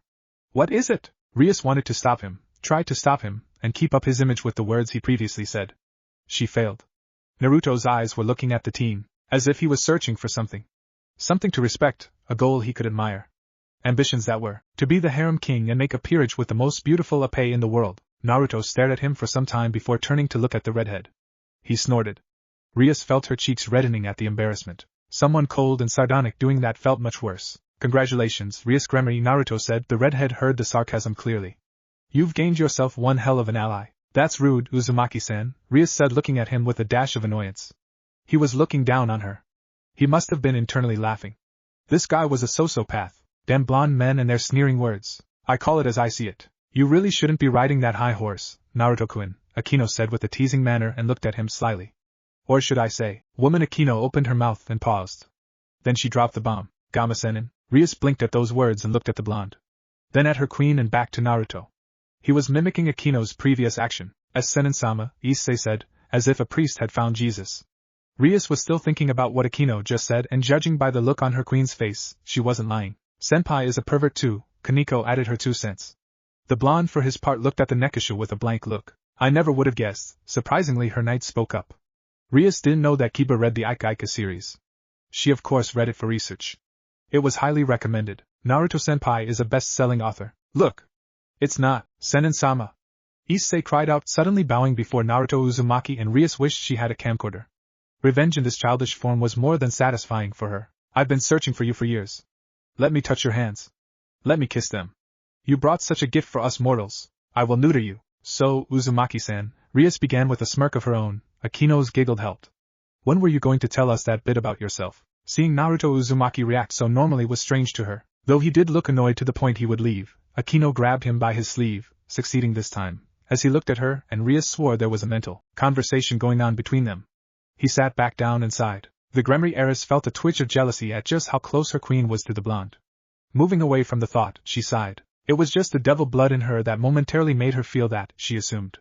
It happened every now and then. But for the moment, she saw how Issei kept up his constant bugging of the blonde, and maybe, just maybe, Rias could gain an ally out of Uzumaki. It was better than being put on guard. Did you have a good time? He kept walking as she followed, bugging him with further questions. That's not a no. It was nearing dusk now, and he had to open up his store. While this version of Ichiraku's wasn't as popular as the one back in his home, there were customers to serve, mostly that portly man with a small family of 4. Seeing the dying rays of sunlight sink into the horizon, Naruto quickened his pace to get home faster. The sooner he got home the better. Naruto-kun, wait. What? His entire day was bizarre. First he had lunch with her on his secret spot, the roof. It was his personal space. Silence, peace, and tranquil. The 3 things he craved for were there. Away from the hustling and bustling of students, now it had him and Akino eating lunch. The food was amazing. He admitted to himself but lied to her. It was more than just okay. Naruto couldn't remember when someone cooked a homemade meal for him, and this woman did it twice. His carefully constructed walls were weaker than he thought. No matter how hard he tried, a part of him, a very small bit, still desired those foolish things. But he was no longer that person. He had seen where that path led, the consequences and, of course, the burden that came with it. How he wished the day would have ended there. But the damned devil woman one-upped him with a small bit of blackmail. Uncaring he was, the blonde didn't want people to know about his status as an erotic writer, mostly because most that would label him as another Jiraiya, garnering him attention or make him gain fans putting him in the limelight. He was content being a nobody. To have no dreams, no aspirations, no goals. A man without a purpose. A discarded life. A worthless soul. He didn't even know why he was alive. It hurt him every night, when he remembered Konoha. His friends. His loved ones. How powerless he was to change anything. How he was truly meant to be alone just like he was as a child. Naruto had lost so much that he didn't want to experience the pain of loss again. The cold emptiness inside him was still there. It haunted him, reminded him of how he ended up going against his own goals. And yet, are you angry with me? The heart was a selfish thing. Look, Naruto-kun. I'm sorry. I really am. It always wanted things that made them feel better. He was flawed and broken, just like any other person. He wanted things as well. Shut up, Naruto finally spoke, a gut feeling slowly eating away at him. The day had taken a toll on him. The ORC members. Their quirks, jokes, awkward attempts to chat with him. The feeling of camaraderie they had. A blind faith in each other. He could feel that his initial perception about Gremory may have been wrong. The peerage members had each other to lean on. I'm really sorry, Naruto-kun. Her voice was worried. It's not you, he said as the 2 of them finally reached his building. He looked up at the dying light. The orange sky was being erased by the darkness taking over. It was so fitting and cathartic. Torturous and unbearable to watch. How does it feel? To lose them? No, I shouldn't have pressured you or… Naruto cut her off. It's not you. It's me. Goodbye. How does it feel to lose everything? Naruto decided to go upstairs first and take a shower. It would help clear his mind. He needed some time alone. At least for now. Naruto-kun, he heard Akino speak and followed him on the stairs. Are you? I'm fine. He smashed his fist against the ground, shattering his bones, crying and howling as he stood alone. The dark clouds above his head twisted to his pleas. Are you sure? Akino asked him. Naruto was a bit surprised as she caught on. He was sure that he didn't let out any signs of weaknesses or showed them. He couldn't, not anymore. Yes, he lied to her face. I just need to sort some things out. Then I'll be just fine. His screams echoed throughout the crater. Hot tears fell down on the earth. Blood surrounded him as he begged for all this to be a dream. The menacing roots paid no heed to his plea and began anew. Naruto-kun, if you need anything, Akino reached forward, holding his hand. It was soft and warm. Just let me know. I'll see you tomorrow, okay? You're still on about that, he said, his voice betraying his cause. I told you before, you don't need to bother yourself, Akino. Go to someone who cares about you, like your peerage members. He was pathetic. A hypocrite who lied to himself. Even now, and like I told you before, Naruto-kun, Akino declared, I care about you. I don't care if you don't want me to. I'll do as I please. Naruto didn't say anything as the woman slowly let go of his hand and made her way down the steps. A conflicted look remained in her violet eyes, riddled with some guilt and sadness too. I'm sorry for dragging you with me. I thought having some friends would help you. Akino smiled at him, sadly. I'll see you tomorrow, Naruto-kun. She began to walk away. Stop her. Further and further, their distance widened. Stop her, you idiot, Akino. The reincarnated devil stopped, and she stared at him. You'll bring lunch tomorrow, right? It was all he could say. Yes, she laughed, and beamed up. I'll bring you lunch daily if you want. You need to have a good diet instead of that ramen you have every day. I'll see you then, he said. She waved at him before quickly scurrying away. He sat on the stairs and joined his hands, fiddling his fingers at his apparent weakness. It was too familiar to him, this feeling. He felt something wet drip down his chin, and he traced to find the source of where it came from. Naruto's fingers slowly made their way up from his chin, passing his cheeks before stopping near the corner of his eye. It was useless. He'd been shifting for the last 4 hours in bed. All his attempts to fall into that momentary bliss, to roam the endless realms of sleep, resulted in failure. Despite his best efforts, all Naruto did was reminisce. Remembering a past he tried to forget. Images flashed in his mind, most of them included himself laughing like an idiot, a village hidden by forests, a mountain with carved faces, and the people he knew, a distant memory. He tried to emulate those feelings before, much to his own surprise. Perhaps it was his old selfish desire for comfort that drove him to do such a thing. In the end, it backfired on him and Naruto realized how he shamed them all, his loved ones. Memories were vile. Repulsive little brutes, like nagging children at a fair bothering their elders with shattering screams. How he wished he could forget them, to lock them up in a house, forget where the key was, and move on. They reminded him of the things he'd done, the life he'd had, the blood on his hands. Reluctantly he groaned and sat up. With the graceful movement of a sloth, Naruto sat by the bedside. His hand reached for the nightstand and pulled the top drawer. Grabbing a pack of smokes and a lighter, he read the health disclaimer, warning him of the consequences. Ignoring it, he took a cigarette and lit the end. As the tobacco burned, the taste engulfed him. He let it taint his lungs, warnings be damned. It was satisfying. A healthy distraction considering his unhealthy state of mind. He walked across the wooden floors of his apartment, and went to the living room. Sitting down by the table, he thought about the barren state of his apartment. I guess I could redecorate a bit. He tapped the cigarette over the ashtray and rubbed a sore spot on his neck. Need to change the pillows too, mentally adding it to his list of to-dos.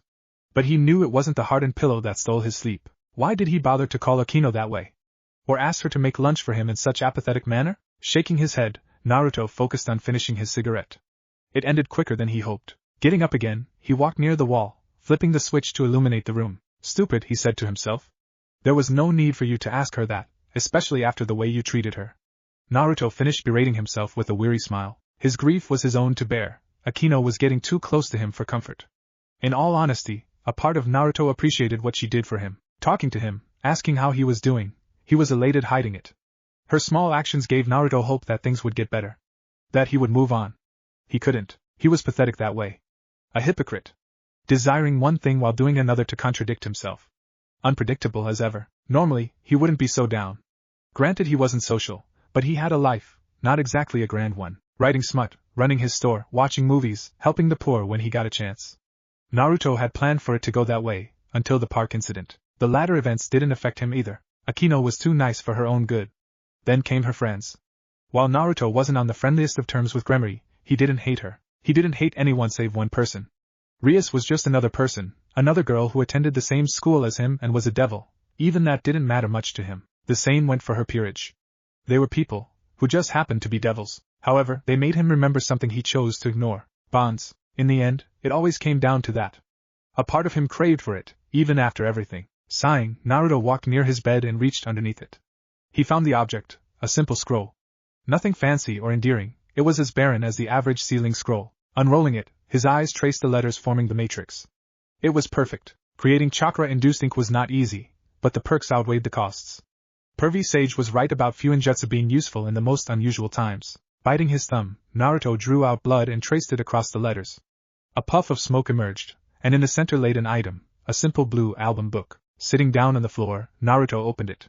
Despite knowing how wrong and disrespectful it was, Naruto needed some comfort right now, even if it was for a few fleeting moments. Rias Gremory glared at the letter. She finished reading it thrice. Each time she held herself back from shredding it. The scarlet sigil of Gremory was on the top, her parents' signatures at the bottom. The rich ink mocked her. Their consent made it worse. It was betrayal in her eyes. Why couldn't she be at peace? Why was her freedom at stake? Didn't she get to choose? Fate grew tired of her rant as Rias heard someone knock. Closing the letter, she opened her top drawer and placed it inside. Fixing her disheveled hair which she had clawed at, from frustration and anger, Rias got up. She hoped it was Akino who knocked, some good advice would be appreciated. Her queen had gone to Sona regarding the stray reports. Opening the door, she found none other than Naruto Uzumaki standing there. Uncaring as ever. He looked at her with indifference and boredom. Gremory, he greeted. She furrowed her eyebrows. Uzumaki-san. Rias welcomed him inside. His mere presence was simply unwelcome at the moment. She didn't hate him, she didn't think she did. Rias was at odds with the anomaly. He was strong and talented at manipulation from what she guessed. The heiress figured he must have had a sacred gear that, somehow, hid his presence and the aura of his magic. It could explain why. You're staring at me, Naruto said, and Rias blinked. Slowly, she realized she had been staring at him during her analysis. Her face turned a bit red. Recovering, she replied, sorry about that, I was thinking about something else. You're not planning to have me killed, are you? Rias took it all back. She knew exactly how she felt about Naruto Uzumaki. He was a jerk. An asshole who kept bringing up that one terrible thing she did in her life. Rias was human too, well, a devil but a civil one.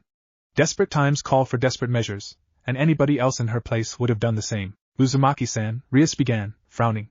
I would appreciate it if you were a bit less antagonizing towards me. You would, wouldn't you? Rias bit back the desire to destroy him.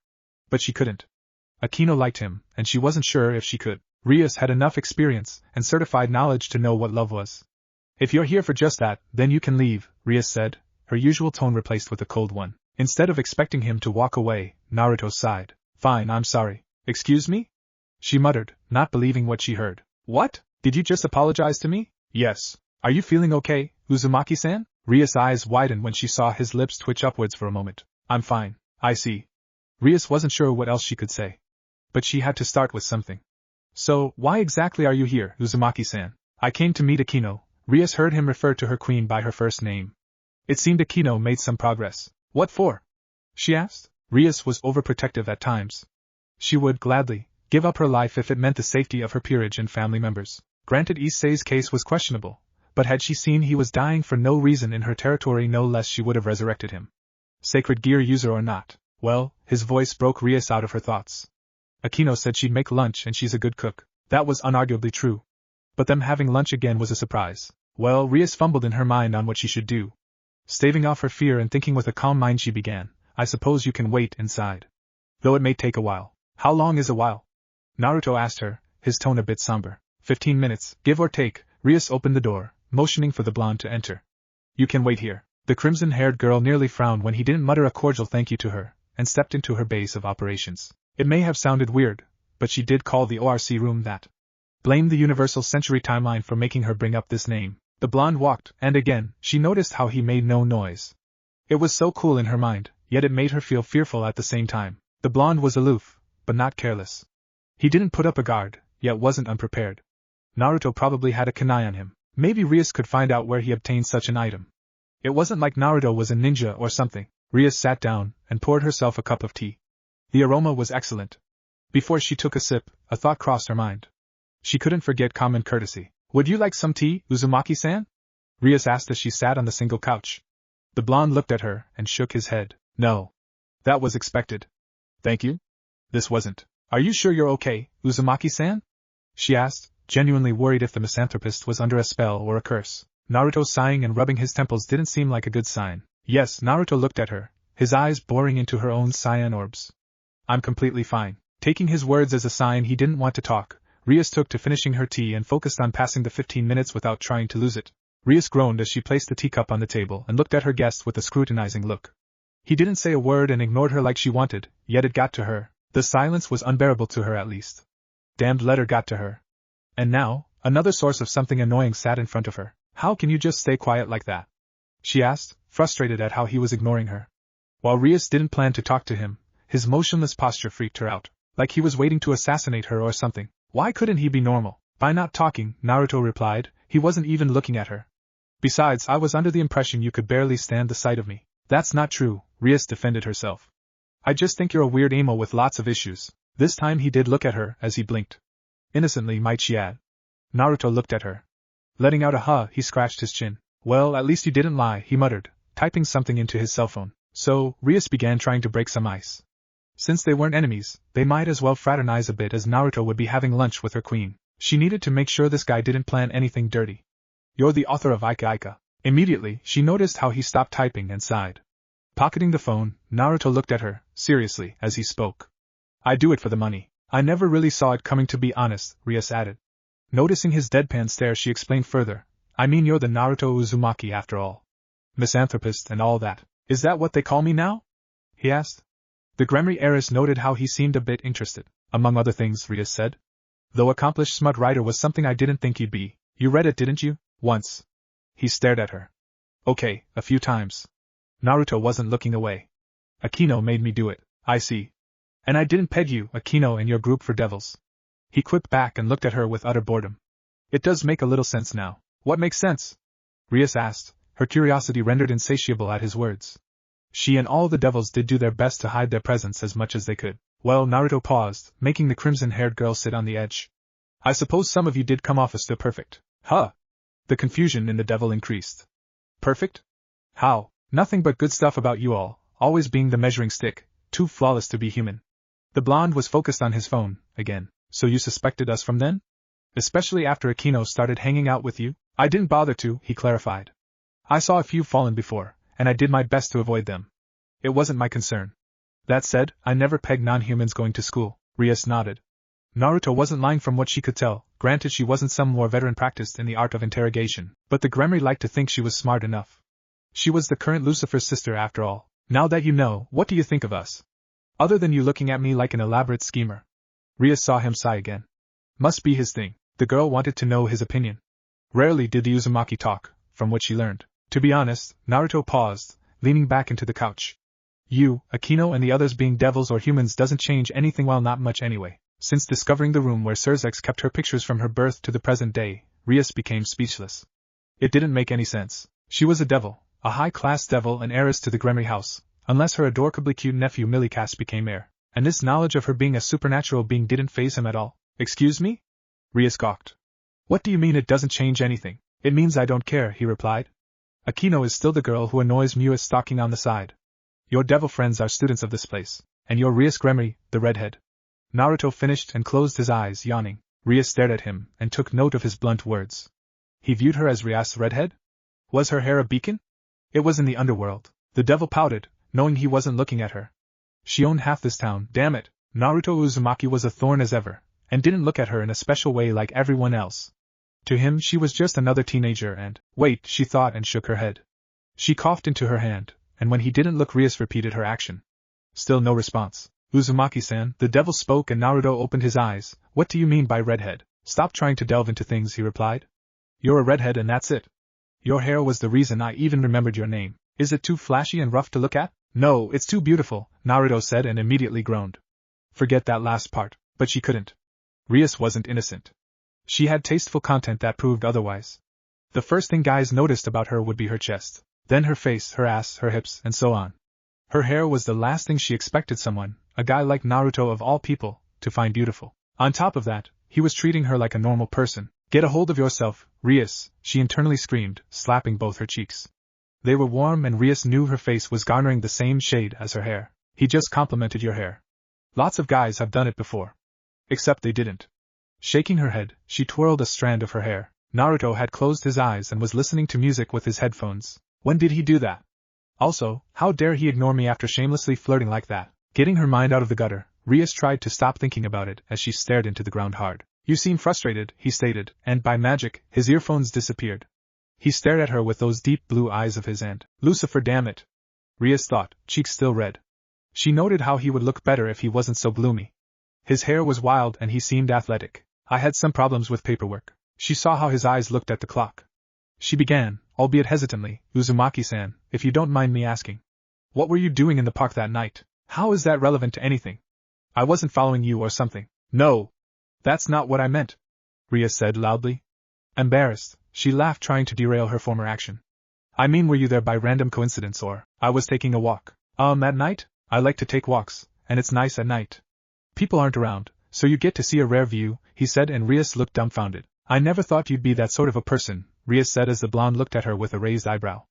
I mean, I've heard your rep. I've heard many things about devils, none of them included anything about teenage girls having fascination for mecha. How do you know that? She asked. Did he stalk her? Instead, Naruto raised his hand and pointed at the small EVA unit model sitting on her desk. Sorry about that. The door to the room opened and Aquino walked in. Her queen seemed a bit dull, and Rias assumed more strays appeared. However, a smile formed on Aquino's face when her queen noticed Naruto. Genuine happiness. It was so real, Rias wondered if Aquino ever looked at her like that. Gracefully, the sadist moved towards the couch and looked at the blonde. Naruto-kun, I looked for you at the roof in our classroom. You weren't there. Oh, Rias thought. It seemed that Aquino was searching for him. That explains the down look. I thought you'd be here, Naruto said. Her queen's seductive voice reached her ears. You came all the way here, just for me?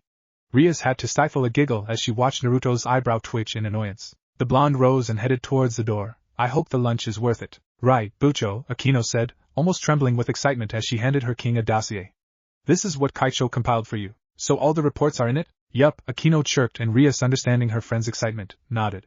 Well, I'll see you after classes and Bucho. Sure, Aquino, Rias replied and saw Naruto outside the threshold, idly walking away. Impulsively, Rias stood up and spoke loudly enough. Goodbye, Uzumaki-san. He didn't reply or turn back, but waved his hand. Akino's giggle took Ria's attention. Oh my, her queen muttered as she picked up the 2 boxes on the cupboard. You and Naruto-kun must have bonded quite a lot. I wouldn't say bonding, but we did talk. And he wasn't being a jerk, and apologized for being one if that means something. Trust me, Bucho, Akino said. It definitely means something. With those words, her queen left with a quick pace. Rias closed the door. Happy for her queen's attempts working, and felt glad that someone viewed her as a normal person. Even if it was a borderline delinquent. As she passed by the mirror, she looked at herself. Her hair was still everywhere despite the quick fix. She had a lot on her plate, and it was starting to seep into her personal life and her fun time. It will be okay soon, Rias thought as she reached for the comb. Brushing down her long curtain of hair, she thought about what the misanthropist said. Beautiful hair, huh? How was it? Omuris was something she cooked many a times. Akino did it before, and could seamlessly pull it off any other day. She was a torturer well versed in the art of sadism, but she was a better cook and a proud one. The black-haired girl was nervous because Naruto asked her to make lunch. When he said those words last night, Akino felt a burden being taken off her shoulders. She could tell that Naruto was conflicted ever since he left the ORC room. His eyes darkened, they were in pain. Now, she was sure that Naruto had suffered from something in his life. In fact, Akino feared that her closeness with him had weakened. Instead, something good came out of it. His small act meant so much to her. He never, willingly, engaged into conversations, and from what Rias said, he did talk, which was a lot if Naruto's less than acceptable social life was something to hold as an example. Taking that as incentive, Akino poured all her effort into making omuris. The pan-fried rice was perfect along with the right amount of ketchup and chicken, which she placed into a thin omelette sheet. She added tomatoes as a compliment. It should be perfect, and she waited for the critique. Ever since he started eating, he hadn't said a word. He finished it rather quickly too, and Naruto used a handkerchief to wipe his mouth. Drinking some water from the bottle he carried, the blonde let out a content sigh. It was good. Akino felt glad, but expected a bit more. All the adrenaline lost, Akino's smile had all but vanished. Thank you? Her eyes widened at the 2 words. Akino faced the blonde beside her. Who smiled? Was it a smile? She didn't know. The hybrid realized this was the first time she saw him smile. It was really good. Akino's heart fluttered. Then, the smile faded as the monotonous expression returned, with a boring vengeance. He looked up to the sky and the black-haired girl unknowingly gulped a bit. She wasn't sure what to do. Naruto Uzumaki thanked her. She was no fangirl, nor did she let out the feeling she was shy. The latter was Rias, but Akino didn't know what to think. This was the first time she was speechless, ever since discovering her mother's closet filled with endless BDSM gear. But Akino wouldn't mind seeing that smile again. Unknown to the sadist, her own face was adorning one, and Naruto chose that exact moment to look at her. Your cheeks are red, he said, and Akino coughed a bit. She didn't know her face could turn that red. It's nothing, I think I have a fever, she said, and Naruto hummed. You're not feeling too bad, are you? Holding back a small urge to shout in joy, she shook her head as he nodded. Are you worried about me? I don't have to be. I guess you're pretty strong. That's true, Akino said, glad the conversation sided to something else. Letting her usual habits take over, she continued, and when my enemies cross my path, I like to crush them. Break them down. Hopelessly show them the abyss. Make them feel despair and, you're a sadist, aren't you? Akino stopped immediately and smiled. Naruto was looking at her with a deadpan stare. Well, at least you have some flaws. Oh my, Akino said. You might want to be careful, Naruto-kun, otherwise I may have to teach you some manners. I'm not letting you enter my house again, he said after taking a pause and nearly got up, before Akino reached out and caught his wrist. She tugged on it twice. I was just kidding. I want to believe you, he said. But masochists and sadists are crazy by nature. Not true, however we are honest, Akino quipped and smiled. There's still some time left, Naruto-kun. Please sit down with me. He didn't reply and stared at her for a while before shrugging. Sitting down beside her once more, Naruto rested his cheek against his palm. Can I ask you something, Naruto-kun? Akino looked at him as he sighed. This was an important question. You never hesitated before. What do you do when you're not at school? I think you've stalked me enough to know exactly what I do. Akino laughed at that. It was true. She had seen him stroll down to the comic book store, giving out food to the homeless. I know, but hearing it from you makes it better. I honestly can't figure you out. Naruto yawned a bit. Akino could tell he was sleepy, again. It wasn't a normal day at Ko if the blonde didn't sleep in at least one of the classes. But it was only now she noticed how bloodshot his eyes were. Your eyes, she said, reaching forward, but his hand caught hers. Despite the calloused palms, his hand was warm. The latter was something she didn't expect given his nature, but it wasn't unwelcome. I didn't get much sleep, he said, and slowly let go of her hand. For a second, Akino thought she saw a tattoo on his wrist, but chalked it up as imagination getting the better of her. You never really answered me. Akino cupped both of her cheeks as she stared at him, her entire attention pinned on him. I do what everybody else does. Eat, sleep. That's not what I meant, Akino cut him off. I meant hobbies or something you do for fun. I feel like we're talking too much nowadays. Naruto looked away from her. Maybe you should go back to ignoring me. My life was a bit better when you didn't annoy me. Akino clenched her fist as she remembered that time. While she had no obligation to meet him nor did he ask her to, it was a time she wasn't fond of. That was cheap on his part, just like that time when he called her nothing. Yet here she was, refusing to leave his side. Get used to it, Naruto-kun, she said haughtily. One of these days you're going to apologize to me. Deciding to be bolder, and mess with the blonde, she leaned against him. The queen rested her head against his shoulder. For a second Naruto almost froze. Akino smiled at that. Looping her arm through his, she clung tightly. She could feel him trying to move. Don't, she said. There's only a few minutes left. It wouldn't kill you. For a moment he didn't say anything and chose to remain stiff, before finally she felt Naruto's posture slacken a bit. They stayed that way as Akino let out a sigh of contentment. This feels nice, doesn't it? Akino waited for a reply but she settled for the silence. Why are you doing this? She heard him ask. His voice sounded lighter. Because, Akino smiled as leaned more against him. It's what I want. I don't think most friends do this, Naruto said, a bit of uneasiness in his voice. Most people don't call their friends nothing. Akino said the last word trying to imitate his voice. Touché. Don't worry, Naruto-kun, Akino said, closing her eyes. You're going to make up for all the times you were being a jerk. Otherwise, I may have to punish you. You're weird. The sadist giggled, enjoying the moment too much to register how the blonde rolled his eyes. Torture. The word came to his mind. Akino Himejima was torture incarnate. Naruto had done his best to avoid people. A part of the former Jinchuriki knew that no matter what happened, people never truly changed who they were. The core remained the same. With some effort it was possible sometimes. That said, he was still afraid. Fearful of bonds, the weight that came with them and the utter horror of losing them. In a year and a half, Akino had been chipping at his walls.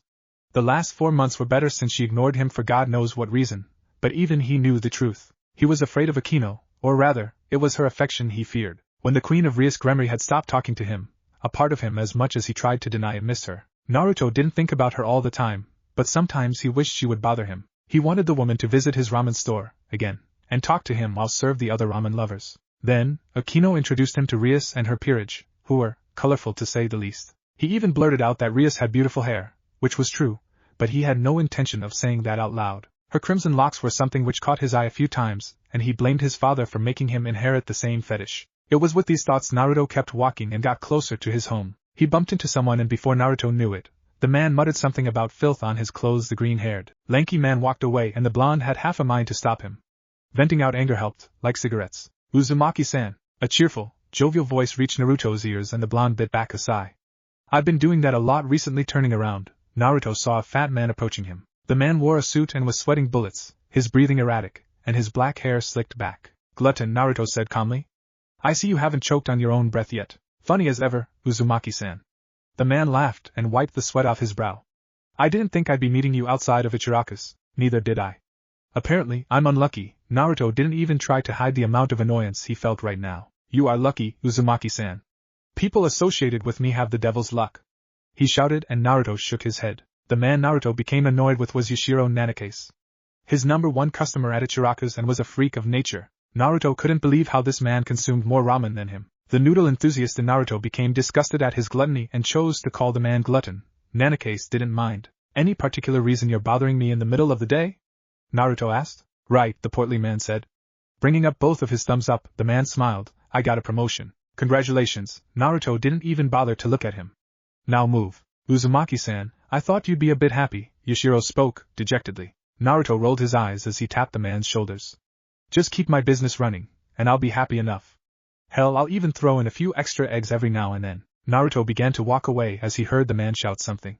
The blonde had larger food for thought, and he was already near his home. Footfalls resounded as he walked up the stairs and brought out a key from his pocket. Sliding it in, he unlocked the door and stepped in. I'm home, Naruto said as he closed the door and locked it. The blonde began to take off his shoes, today's event still fresh on his mind and his 2 unusual meetings. Then a voice reached his ears. Welcome home, Naruto. Rainier, I don't understand why we're just staying low. The fallen angel scowled at the tone. Donasek always had been rowdy. His lust for battle matched only by his anger. Currently the fedora-wearing fallen was gritting his teeth. I told you before, Rainier said. We don't attack Gremory or Citri. Doing that will bring in too much heat. You were attacked, Rainier Calawarner, a blue-haired fallen spoke. Granted we are on enemy territory, but you don't just expect us to let the guy who roughed you up to just let this go. Formerly known as Yuma, she appreciated Kala's words. They were genuine and heartfelt, but the truth was Rainier didn't want anyone from her troop meeting him. She still remembered his words, his promise. His oath of destruction should she cross him. I know, Rainier said. She looked at them, her amethyst eyes boring into them all. But I need all of you to listen to me. You're no match for him, for the man who beat me. I've never even seen him around the devils. On top of that, he's strong. Too strong. Maybe he just caught you off guard, Ray, Middle reasoned. The short, sadistic blonde of Rainier's group said with a disturbing smile. When I find him, I'll pay him back tenfold. Rainier looked at the three. Donasek, Calawarner, Middlet. Her friends, her closest friends, and despite the rumors of fallen angels being bloodthirsty demons as they learned since they were young, Rainier couldn't help but adore most of her siblings. Even now, the female fallen was sure that if Gabriel appeared she wouldn't be able to fight the Seraph, not because of the difference in strength, but rather because Rainier truly loved Gabriel like a sister. The same went for Metatron and his habits. Michael, Uriel and Raphael, however, Rainier didn't know what to think about them, but each time they crossed her mind anger rose in her. Surely the Archangel could have been more lenient. Show mercy and take her back into the rankings of heaven, or Yahweh for that matter. Despite never meeting her father, she assumed he cared about her. Was her father too busy to hear her pleas, or did he despise her? She wondered for a long time, wondering if all his promises were empty lies. Those thoughts made her join the Grigori. Azazel accepted them, preaching about peace but never doing anything to achieve it. Ultimately, he didn't give much of a damn and let them reign free. Somewhere along the way Rainier became a cruel individual who enjoyed the misery of others. Humans were, are and will always be beneath her no matter what. Then Lord Kokabil arrived. The cadre class fallen broke off from the Grigori and formed his own group, Legion. Kokabil promised her power, victory, and her dream. Rainier, for all the things she'd done, wanted to go back home.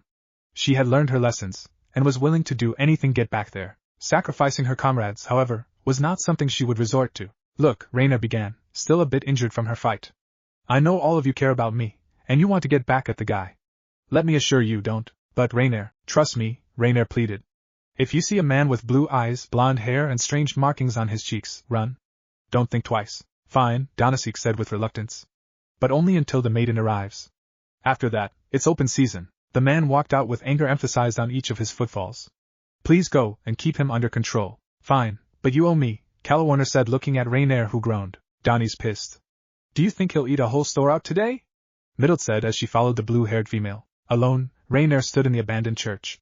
Unlike other houses of God, this wasn't even moved properly and resembled a poor man's home, one not worthy of a second glance. Old Bibles covered with cobwebs and dust, the glass paintings of the Son of God now rotten with dirt and negligence, holy water now stale and worthless. She looked up at the empty cross, glaring at it as she lied down on the altar. God, the Creator, the Lord in heaven, her Father. To Rainier, God was the greatest coward in her eyes. He wasn't even there when she fell, instead hiding somewhere while her brother did the dirty deed. Meanwhile, he was busy showering humans with gifts, blessings and mercy. Rainier remembered praying after falling, begging for redemption, crying out apologies. Even after she joined the Grigori, a small part of her dared to hope that her prayers reached his ears. They didn't. Instead, she saw how sacred gears manifested in humans by the will of God himself, how they shamelessly used the Lord's creations for their own selfish desires as someone worthier than them went unnoticed. God blessed them while ignoring her. The Lord works in mysterious ways, my ass, Rainier thought, her mind lingering on a certain artifact. She would report back to Lord Kokabil about it after she got her bit done. Rainier was cruel, but not without her sense of right and wrong. The fallen had no intentions to remain in any more debt. Their unknown associate was sending backup too, some rogue exorcist. Lying on the altar, Rainier stared at the chapel's entrance. Slowly, a cruel thought formed in her mind. Are you watching, Father? Rainier thought, a vicious smile on her face, born out of hate and frustration. She hugged herself tightly, making her body lusciously sprawl around. I hope you are. Vindicatively, the fallen's hand came up to rub one of her breasts as the heat inside her increased. It may not mean much, but if this pissed them off it was worth it. Not to mention, Rainier had to vent out her urges by herself. Her fellow fallen were afraid of her wrath, and she would never ever let a human touch her that way. She slowly slid off her small article, rubbing her slit making it warmer. Rainier imagined what it was like to have her temptation grow beyond control, as some male being with a phallus ruined her on the altar, shaming everything that was pure about this sanctity. For a shinobi, to show emotions meant exposing his weaknesses. He'd heard those words since he was a child, when he should have been playing with toys and not a kunai. From Irika to Kakashi to Jiraiya, all of them always told him to keep his emotions in check. To not let it get the better of him. Every time he failed, in grand style. It was so pathetic it was funny in a cruel way, but Naruto chalked it off as just another one of his traits. He was never a true shinobi in a sense. He shouted at the top of his voice, spouted his ideals boldly, wore bright, blinding orange, and even refused to kill unless necessary. With those quirks of his, Naruto went from being the hopeless case of his class to the man who was worshipped as the hero of the hidden leaf. His emotions invoked his decisions and he never once regretted them, with the sole exception of this. Placing the blue book on the scroll, he performed a set of hand seals. Lines of kanji emerged from the blank scroll to imprison the book, dragging it downwards into the infinite emptiness of the scroll. It was gone. Naruto sighed as he sat on the floor and lighted another cigarette. He needed this one. Putting away that particular book was never easy. It was so hard to reseal. Each time he opened it, a false sense of comfort emerged. Basking him in warmth, the book's contents soothed his mind. Yet he could still feel the shame in all this. Naruto ultimately developed a love-hate relationship with it, and each time he used it his respect for himself diminished greatly. He was, without a doubt, scum. Finishing his cigarette, he drove it against the ashtray as the flame snuffed out. After washing his face and drinking some water, he headed down to his shop where there would no doubt people would be waiting. His ramen was semi-famous in Ko, and he was sure the blob was up for at least one more round. Well, the clone's memories made the last part very clear. Stepping inside, he noticed how Yashiro was slurping up the noodles as if his life depended on it. Normally, he would have shrugged it off, but now his family came with him too, his wife and 2 kids. All of them cheerful, happy, smiling like idiots. The young girl in particular, Anoka was her name, if he remembered correctly, was the most excitable among them. Yashiro's wife, Chie, and his son, Kanzuya, seemed to be content. The family of 4 were ecstatic at Yashiro's promotion. All that sentimental candy floss, right there in his shop. Naruto-san, Yashiro spoke, with food in his mouth. Today's batch seems extra special. Maybe you're just finding it tastier than usual. Naruto was putting on his apron and hat. God, it felt so weird putting that hat on. He wondered how professional chefs wore this heavy crown on their heads. Food tastes better with friends and family, Chie, the plump, brown-haired woman said. Must be what's making Yashiro hungrier than usual. Naruto stopped and stared at the family for a few seconds. He eats 20 bowls here. Every single day. Well, Kanzuya, the young teenager spoke. Naruto could tell the boy was slightly nervous and embarrassed. Dad does love your ramen. We all do, it's really good. It's nothing special, Naruto said. He began to cut some vegetables while putting on a mask to cover his lower face. He didn't want Anoka to ask questions about his birthmarks. Ano, Naruto rolled his eyes as the young girl spoke up. She even raised her hand cutely. So ramen isn't special to you, Naruto-san? It was raining heavily. Gray giant clouds loomed over the village, the sun shining behind them. His apartment was far and there would probably be some idiots looking for him. His stomach grumbled as he walked, his feet stained with mud and raindrops hammering at his body. The smell of spices entered his nostrils, enchanting and alluring and seductive. It guided him to a small, wooden shop. He peeked inside, fear telling him not to leer too much lest the shopkeeper would yell at him and shoo him away. Yet the temptation was far too great to ignore. Braving himself, the blue-eyed child peered to see just what caused such an aroma, and instantly he fell afraid. The man, with the strange hat and closed eyes, saw him and the blonde braced for curses. Instead, he was called in and told to sit down. A girl, older than him, brought him a towel. She told him to dry himself, gave him a smile too. They were strange people, kind people. Why were they this kind to him? Nobody except the old man was. Then the aroma increased, as the man returned. A large bowl in his hand steam come off as he placed in front of him, and the child stared at it. Noodles, bathed in a broth with eggs and strangely shaped pastes of meat or fish, he didn't know. The small spiral on it caught his attention the most. What is this? Food of the gods, kiddo, the man said. His tone was gentle. But you can call it ramen. It's just food, Naruto said. His tight grip around the knife slackened a bit as he went back to chopping them off. He tried not to scowl. He didn't want his customers running away and taking away that extra bit of cash. Naruto-san, Yashiro spoke up, already finished with his bowl. If you don't mind me asking, what do you plan to do after high school? Naruto stopped and thought for a moment. He decided to give a truthful answer. I don't know. I only joined because those cops wouldn't leave me alone and I got a scholarship, for some reason. You study at Ko, right, Naruto-san? Kanzuya asked him. Judging by his colored cheeks, the blonde already knew what he was going to ask. Yes. Naruto then poured them into the bowl. The fragrance was intoxicating. Is it true that, You know, I understand you're growing up, Naruto cut him off, his eyes not moving away from the food he cooked. But seriously, kids your age should think about other things than beating your meat. What meat is he talking about, mommy? He heard the innocent Anoka ask. Naruto sighed. He forgot the kid was there. It's something you shouldn't be hearing about. Naruto saw the mother, frantically, trying to divert her daughter's attention elsewhere. But I want to beat that meat too, and with those words Naruto groaned.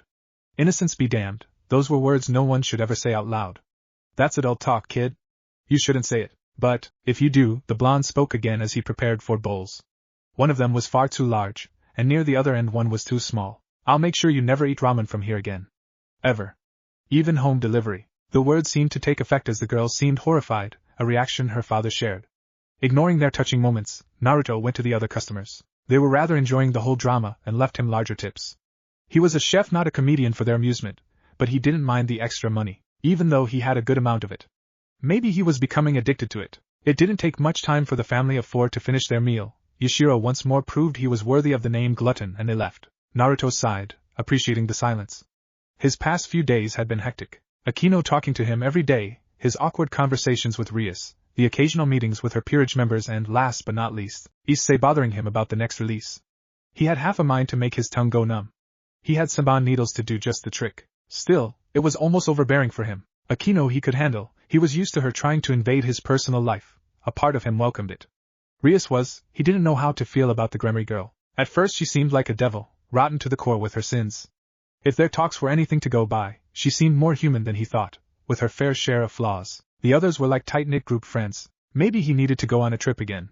Relax his mind a bit, he hadn't been to the countryside in a long time. Hearing the door open, he looked at the man who entered. He was wearing a suit and fedora. He had a stoic expression on his face and unique eyes. Eyes he had seen before. It belonged to someone who he thoroughly thrashed more than a week ago. Another one. Welcome to Ichiraku's, Naruto said, keeping his voice steady. What will you have, sir? I've never tried ramen. The man's voice was gruff. Is it any good? You can try the miso, the blonde said, and the man nodded. Naruto went back to preparing a bowl for him as he kept his senses up. So far, no one else was around and the fallen seemed calm.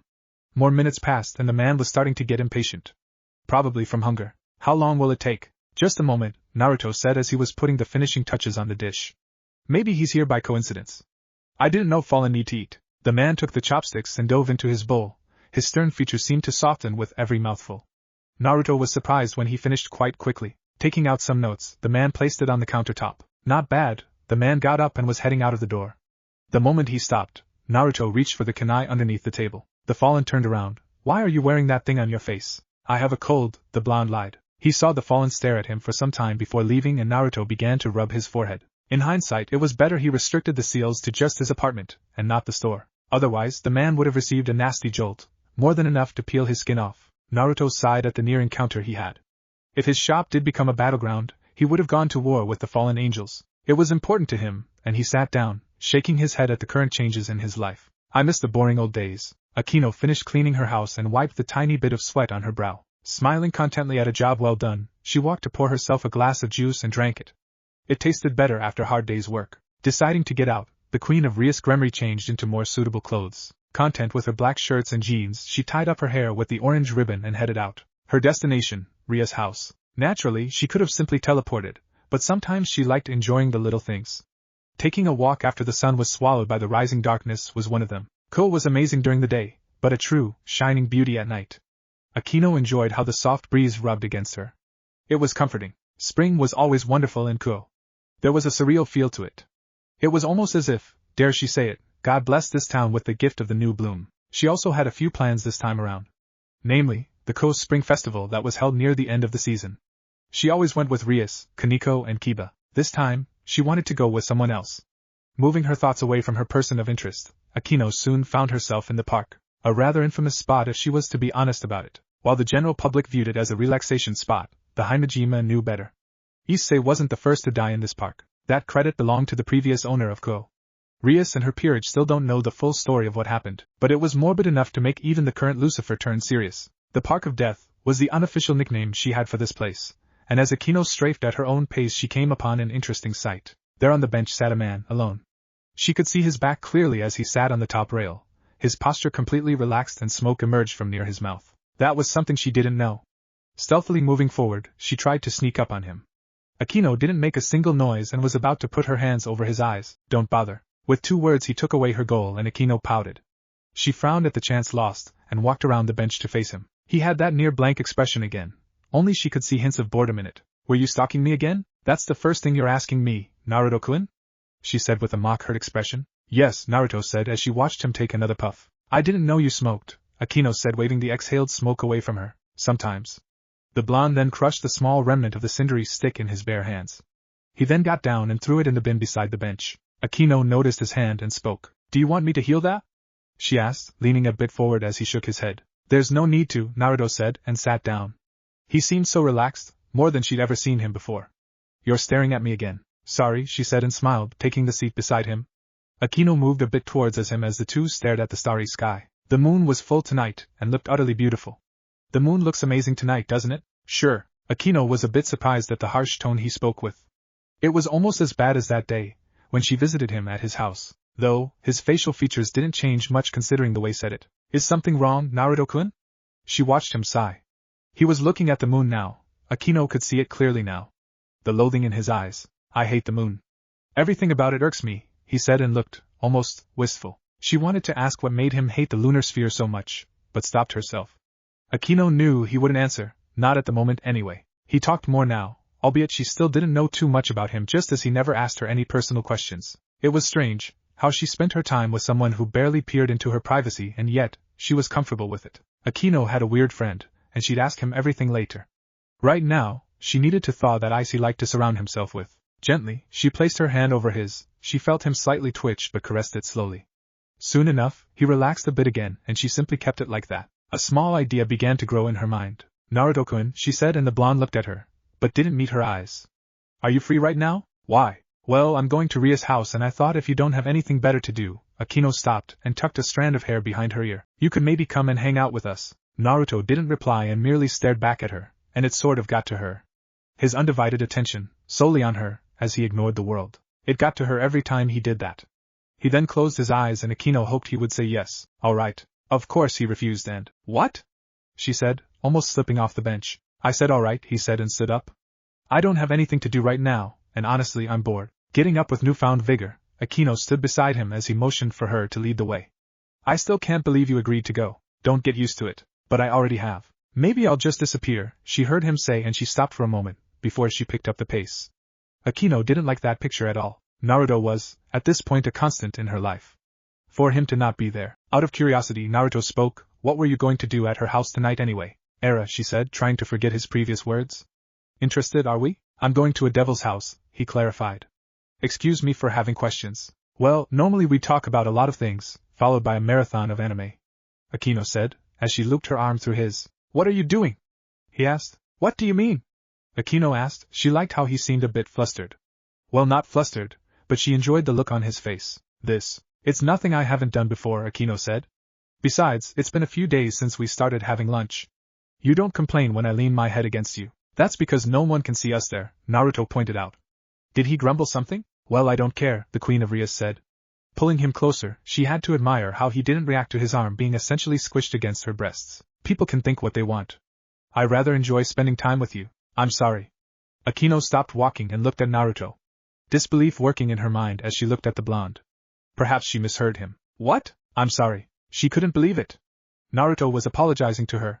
Keeping her reaction at bay, she gulped a bit. Akino didn't know what to do. The hybrid never imagined him saying something like that. It was so bizarre. What for? She asked. Everything, Naruto replied, looking at the road ahead of him. I was kind of a no, I was a still am. Despite everything you did for me, I treated you like crap. What's wrong, Naruto-kun? Akino asked, slightly paranoid at his behavior. Are you feeling sick? Did somebody cast a spell on you? Naruto instead only stared at her, and the queen felt a bit uneasy at his forming frown. Are you saying I'm not capable of apologizing? It's just, Akino tried to find the right word.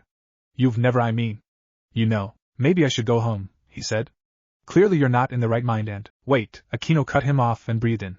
She took a moment to compose herself. What happened? I don't mind you apologizing, which you should have done a year ago, but why now? I guess, Naruto paused. Somebody pointed out that I should treat you better. Akino's heart skipped a beat as blood rushed to her cheeks. She felt a warmth spreading in her, and her breathing became a bit shallow for a moment. So, that means you finally see me as a friend? He didn't say anything, but the slight nod he gave meant the world to her. Akino felt her eyes watering slightly, but pushed them back. She couldn't afford to look weak, not in front of him anyway. Thank you, was all Akino said as they resumed their pace. Akino hadn't felt this satisfied in a long time as she kept glancing at Naruto, and noticed how he rolled his eyes. Would you stop staring? I'll think about it. After a few more moments, Naruto finally spoke up. What am I supposed to do there? Akino laughed. We'll figure something out. Ria's cheeks turned as red as her hair out of shame and embarrassment. Her pride had been utterly crushed, pounded into dust, scattered into wind. She stared at the man with rage in her eyes, while he ignored her glare. Akino was laughing at the side and that made it all the more worse. How? She heard the blonde sigh.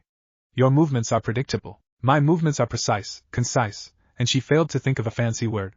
They're used by league champions. Rias didn't care if she was being loud. This was embarrassing. When Akino showed up with Naruto at her doorstep, naturally, Rias was worried. She might not have been as paranoid as before, but there were still things about him she didn't know. Trying to keep her friend happy, Rias went about normally. Well, as normal as she could be while trying to ignore the silence the blonde screamed. It was so weird, to just sit there and talk so less. Not to mention this was her house. At the very least he should be gracious towards the host. But no, Naruto Uzumaki just had to be his usual, annoying self. She tried to ignore how he made her feel like a silly, teenage girl instead of a clan heiress with his occasional sarcastic quips. Then she decided to indulge him in a game.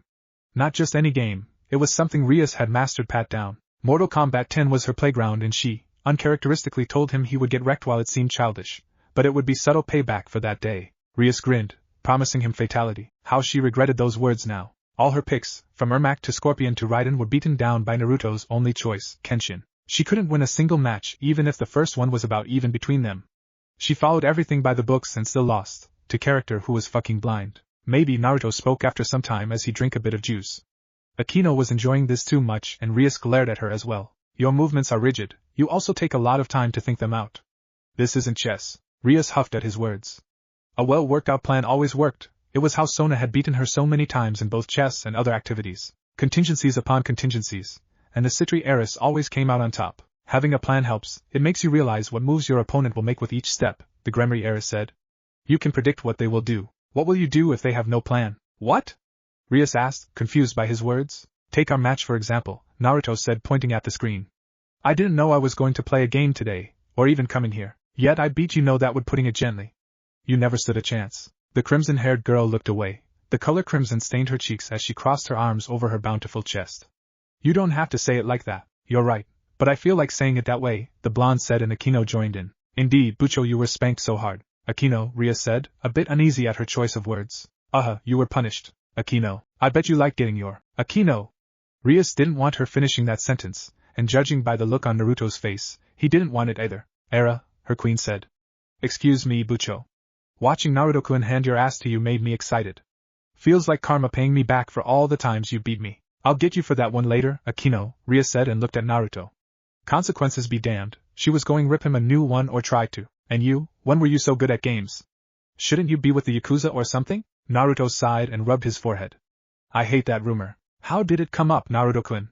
I mean, you're always by yourself most of the time. Maybe it was the police. What? Rias asked, slightly curious at the law enforcement's mention. Did you get arrested or something? I opened up a Chiraku's when I was 12, and the cops came in for an inspection, Naruto said, leaning back into the couch. They said I have to go to school or close down the shop. Why? Akino asked and Rias mentally nodded. Her queen's face was more ecstatic than usual. Did something happen between them? Even Naruto didn't seem that depressing. No legal guardians, go figure, he said casually. Rias winced a bit as Akino took the news a bit worse. Being an orphan wasn't easy. She may not have been one, but her peerage members were, and she understood their plight. Naruto was an orphan since day one from what she knew, or rather, guessed. I should leave, Naruto said, getting up. It's getting late, don't want God smiting me for staying too long in the devil's den. Rias and her queen flinched at his name, and saw the blonde raising an eyebrow. Don't mention that word again, it hurts. You're serious? Yes, Akino spoke up. All devils more or less react like that. I shall carry a Bible with me. Rias rolled her eyes at his words and Akino frowned. Are you trying to keep me away from you, Naruto-kun? As if you'd leave me alone. Touché. While they were joking, the words weren't untrue. Akino and Naruto shared a strange bond. Rias could tell that clearly, and if she was to be honest, she wanted to know more about them. Naruto more so because, as dangerous as he was, the blonde piqued her curiosity. She found herself getting more interested in his personality, and the other small side he showed in their conversations. He was like a complex equation, one the heiress wanted to solve. I'll go with you, Akino said as she got up as well. I thought you'd be staying over, Rias said, and Akino made a expression with her mouth. It's alright, Naruto said. I sort of want to take a walk anyway. Are you sure? Akino asked, and Naruto nodded. Rias noticed how he was steadily becoming more social, especially in the last few days. I'll be going then. Thanks for the cake, the blonde said as they followed him to the door. I'll beat you next time, Rias said all of a sudden with determination in her eyes. Her pride demanded a rematch. Hell, it was a promise. Try not to focus so much on a plan, he said, not looking back at her. Anything can happen in a fight. Improvise more, then we'll talk, loser. He shut the door and left. Akino didn't bother to hide her laughter as the young king fumed. I'll go get started on dinner, Rias, her queen said. Please don't blow anything up. Rias retreated to her personal office and sat in the chair. Her anger threatened to flare out any second, but she doused those flames. He was right. Naruto had ruined all her plans, and this got her thinking about her peerage. What if her plan went wrong? What if she lost? With a heavy sigh, she wrote down his words. A stupid quote from Naruto Uzumaki, Rias said, writing the same exact thing down. She drummed her fingers over his name, wondering why he was the way he was. He seemed to be too different person at times. An idea entered her mind as she opened her small diary. Finding the name she was looking for, she dialed his number. Hearing a jovial, cheerful tone at the other end, she spoke. Hello, it's Rias Gremory. Yes, I'm fine. How are you, Nanake-san? She heard more bright words emerging from the phone. The man's mood was almost infectious. I was wondering if you could do something for me, Rias said. I need you to find something out about a person. He's an orphan and a friend. Rias felt like she could call him that now. He did come over to her house. Oh, you can? Rias sounded surprised at his confident reassurance. His name is Naruto Uzumaki. Wait, you know him? What, if Naruto joined Rias clan in high school DxD? And thanks for watching my video till the end. If you enjoyed this content, then do consider subscribing to my channel, and leave a like if you guys need the next part. Comment down, and thanks for watching the video, and see you guys in the next video.